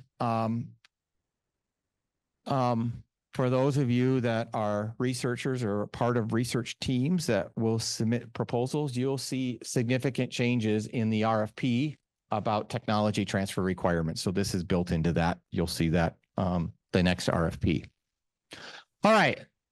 The other item we're going to do is build partnerships at the local, state, regional, national level. I can talk about at least two today. No, I'm going to talk about one, and then I'm going to invite someone else to talk about the other. On the right side of the screen, no, I don't know where it went. Bottom part of the screen now.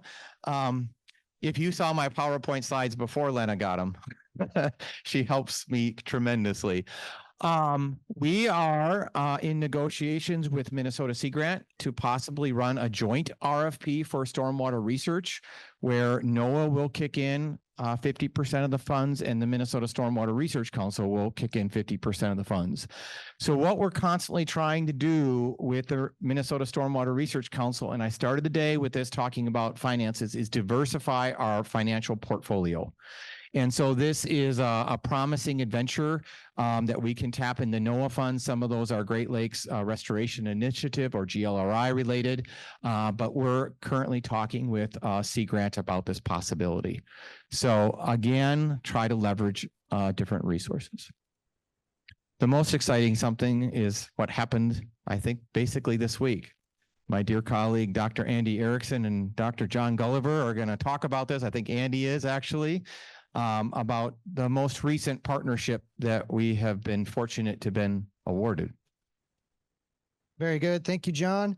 I got to take this out of my ear. I got too many voices in my head already. We're super excited about this. We were awarded by the US EPA a Center of Excellence for Stormwater Infrastructure Technologies. Our theme was cold climate. So the acronym there is CSIT. So I think that's kind of fun, right?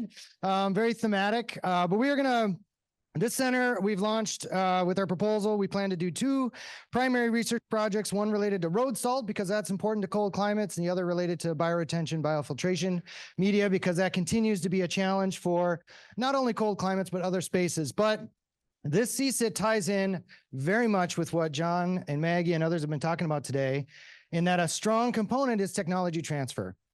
And one of the primary things we intend to do is take not only the research we do with this, but other research that we're doing and taking it out to other cold climate states. And that's all the way from Washington State all the way to Maine. So that's kind of an exciting piece. We do a lot of it kind of through the Stormwater Seminar Series, through the Stormwater Research Council and others. But this is definitely at the national level, another opportunity and another mechanism to really share all the latest and greatest in stormwater research. So stay tuned with this. As John said, we are still in the midst of negotiations with EPA to finalize the contract, to get the funds in place. We did partner with the University of New Hampshire. Part of the call was you had to partner with another state.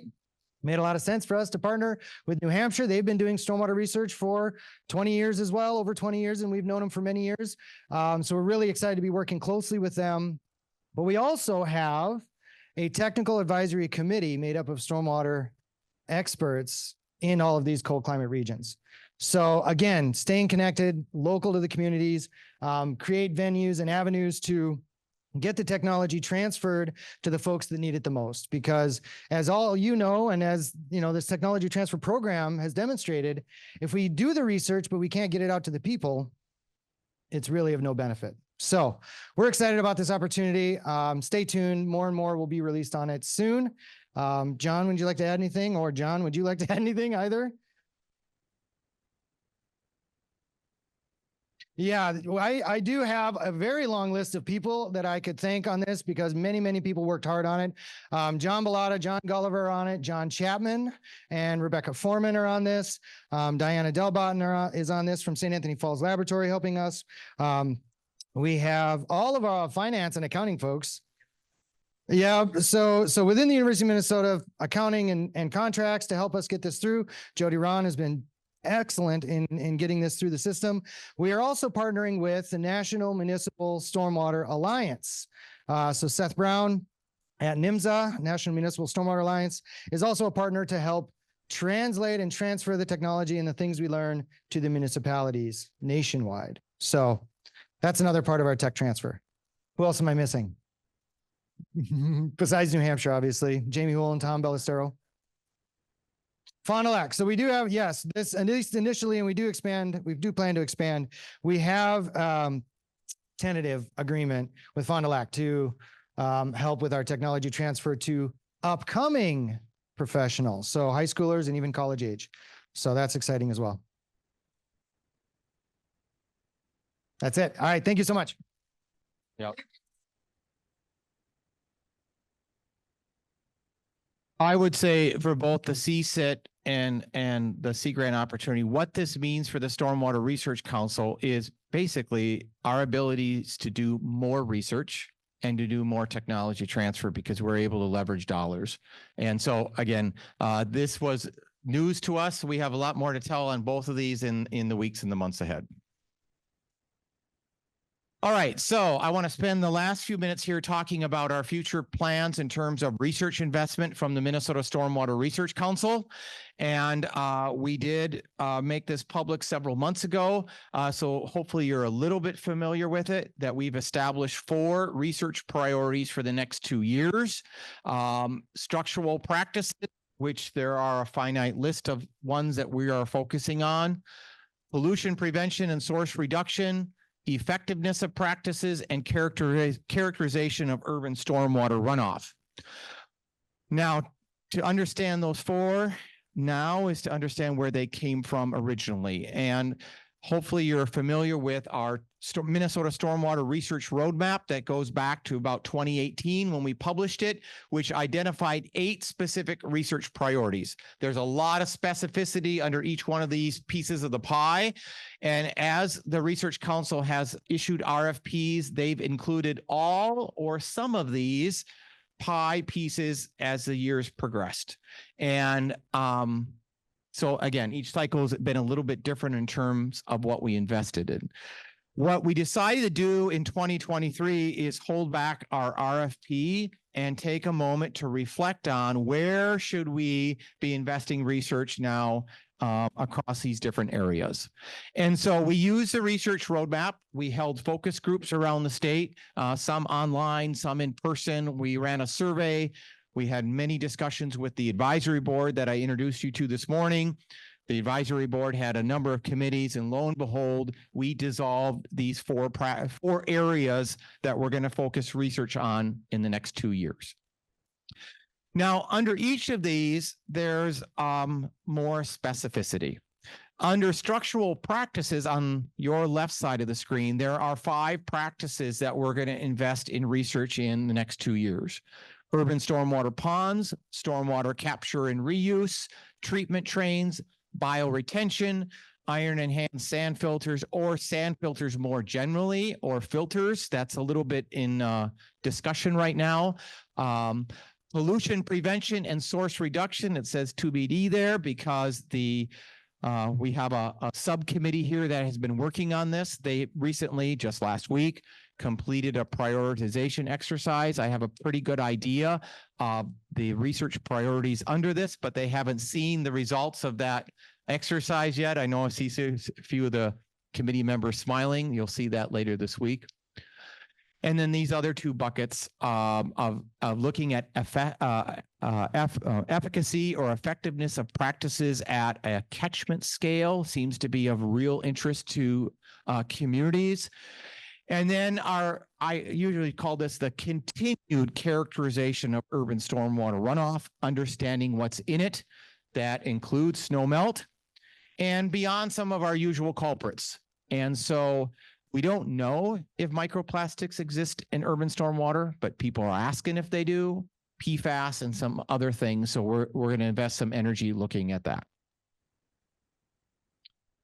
All right, so where are we at with these 4 research priorities right now? Each one of these has a draft research need statement. So these are details about what type of research is needed in each of these areas.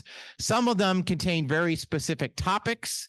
Some of them create a list of questions. So it's no longer good enough for us just to create a topic of research needs, but we're asking researchers, practitioners, professionals to identify a research question, because looking at it from both sides offers some insights. So we have a list of some research questions that could be addressed in each of these areas. And in all of this, we are embracing adaptive management. As we hear more information from the likes of you and other people across the state, we will adjust the research priorities. All right, so what does that mean for the next 2 years? There are 3 basic areas of research investment. Starting on the left side of the screen, we have dedicated about $300,000 into some direct research investments. These are investments that the council makes without a competitive process. For example, earlier this year, we invested, we budgeted 175, but we actually invested about $125,000 into some extensions on those current urban pond research projects. So that's an example. We are going to make some investments into these research symposiums in the future.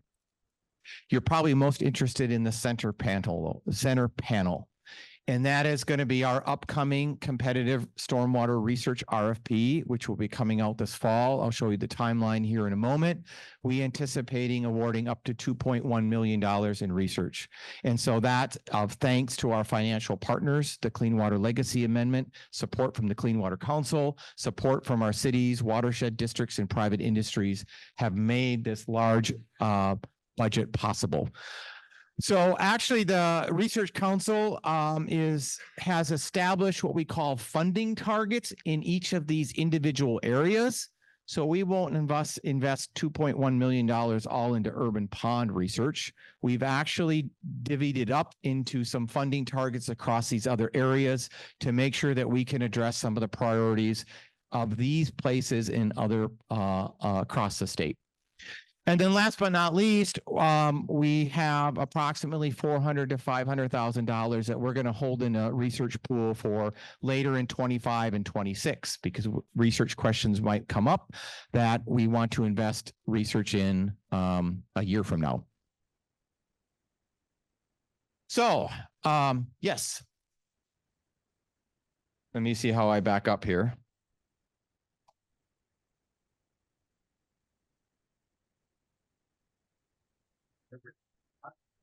No, the competitive one might have 6 months than the whole year.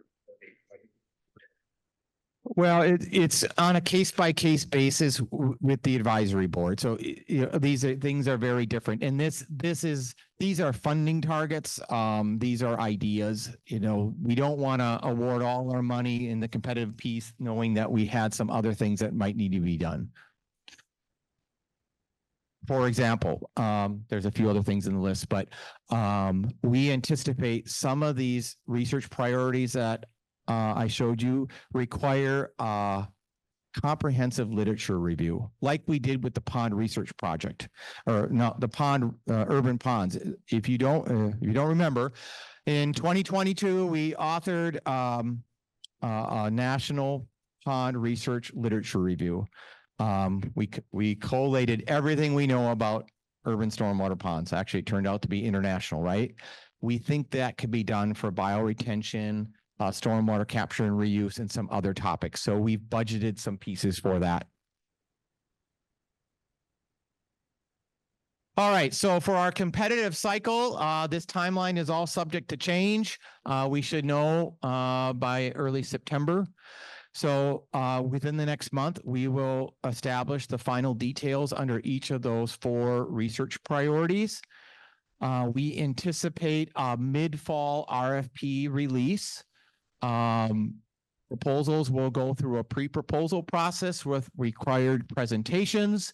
Full proposals are going to be by invitation only, and I anticipate we'll have the same type of categories we've had in the past in terms of rapid response projects. Those are 2 years or less, and discovery projects, which are 3 years or greater.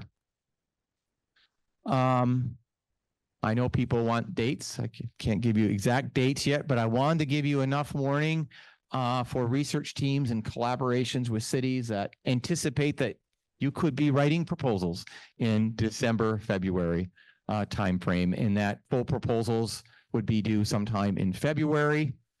Our goal here is for spring selections, with the ultimate goal, especially for the rapid response projects, to have you take advantage of the 2025 field season if your research project were to involve field collection of data. The other projects would be a July 1st start date. So again, the Research Council anticipates about 2.1 million, which is our largest competitive cycle we've ever had since 2016. So this is going to be a big one. And we're very happy that we can deliver this with all of your support. So that is everything that I have in terms of where we're headed. Any questions about those pieces I delivered or any parts of the day today? Or may I ask comments from the advisory board? What did I miss? Yes, Jessica. Congratulations on that 2.1 million. That is impressive. Is there an upper limit for like capacity for like, you know, how much is too much money to give out through that RFP? Like what's the, if you're being super ambitious, could you give out 10 million? Like, just give me a sense for like what the. Yes, we can give you a really good sense. I'll go back to 2022. We ran an RFP for, I believe, 1.2 million was our max budget. We received $4 million in requests. So our typical funding rate is 25 to 30% since 2016. And the list of proposals that we've gotten, the vast majority have been extremely strong and tackling Minnesota high priority issues. So we sit here, it's like, how could we fund all these? They're all important. How do we pick? Because they've all been very good. It's been a very competitive process, and they're all tackling issues that Minnesota communities need answered. We have a lot of work to do. We have a lot of unanswered questions. Other questions or comments? Yeah, no limit. I would say, you know, one vantage point from my perspective is, where do we find the people to do the work? No different than any other industry right now, right? But our teams and their interdisciplinary approach and how they're building across multiple organizations and agencies, from the local all the way up to the U of M and across in the, you know, national partners, is inspiring and allows us to bring additional capacity. Look at our research project teams. They are not just 3 or 4 U of M people. It's U of M, it's USGS, it's city folks, it's watershed district folks, and that collaboration allows us to get more work done. Other questions or comments? Advisory board, any last comments from any of you still in the room? People are sitting there thinking about their nominations for advisory board.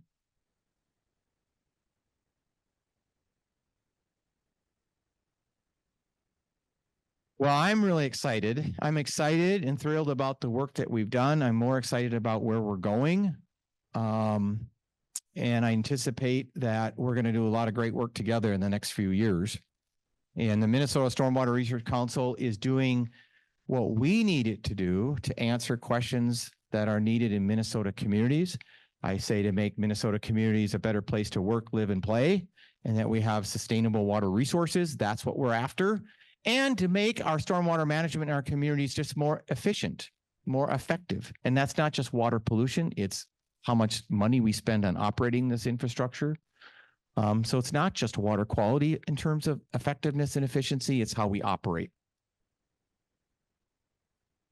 All right. Last chance, opportunity for comments or questions. I should put Maggie's slide back up here. If I can go back, I don't know if I can. I would encourage you 4 actions that I started the day with, and I'll maybe conclude with. Read the annual report, pass it on. There are extra color copies out here. Our experience in the past is this report is very well received. It's a quick synopsis of what we've been up to as a research council. Second item, we have 3 open board positions for 2025. Think about nominating yourself or someone else. That's on that piece of paper out in the hallway if you don't have one as well. To fund $2.1 million in research is not solely dependent upon the Clean Water Legacy Amendment. It is dependent upon contributions from cities, watersheds, and private industry. Our goal is to surpass a goal of $150,000 in contributions this year. So that contribution letter should be in your packet too. Think about either yourself in your organization or passing that on to someone that has the authority to maybe consider supporting the Research Council financially. What was my 4th action? Nominations, read and extend the annual report, funding, and I forgot my other action. Submitting ideas to the RFP for certainly this fall. We'll watch for more details on that. I want to thank Jeff, our fearless director back here.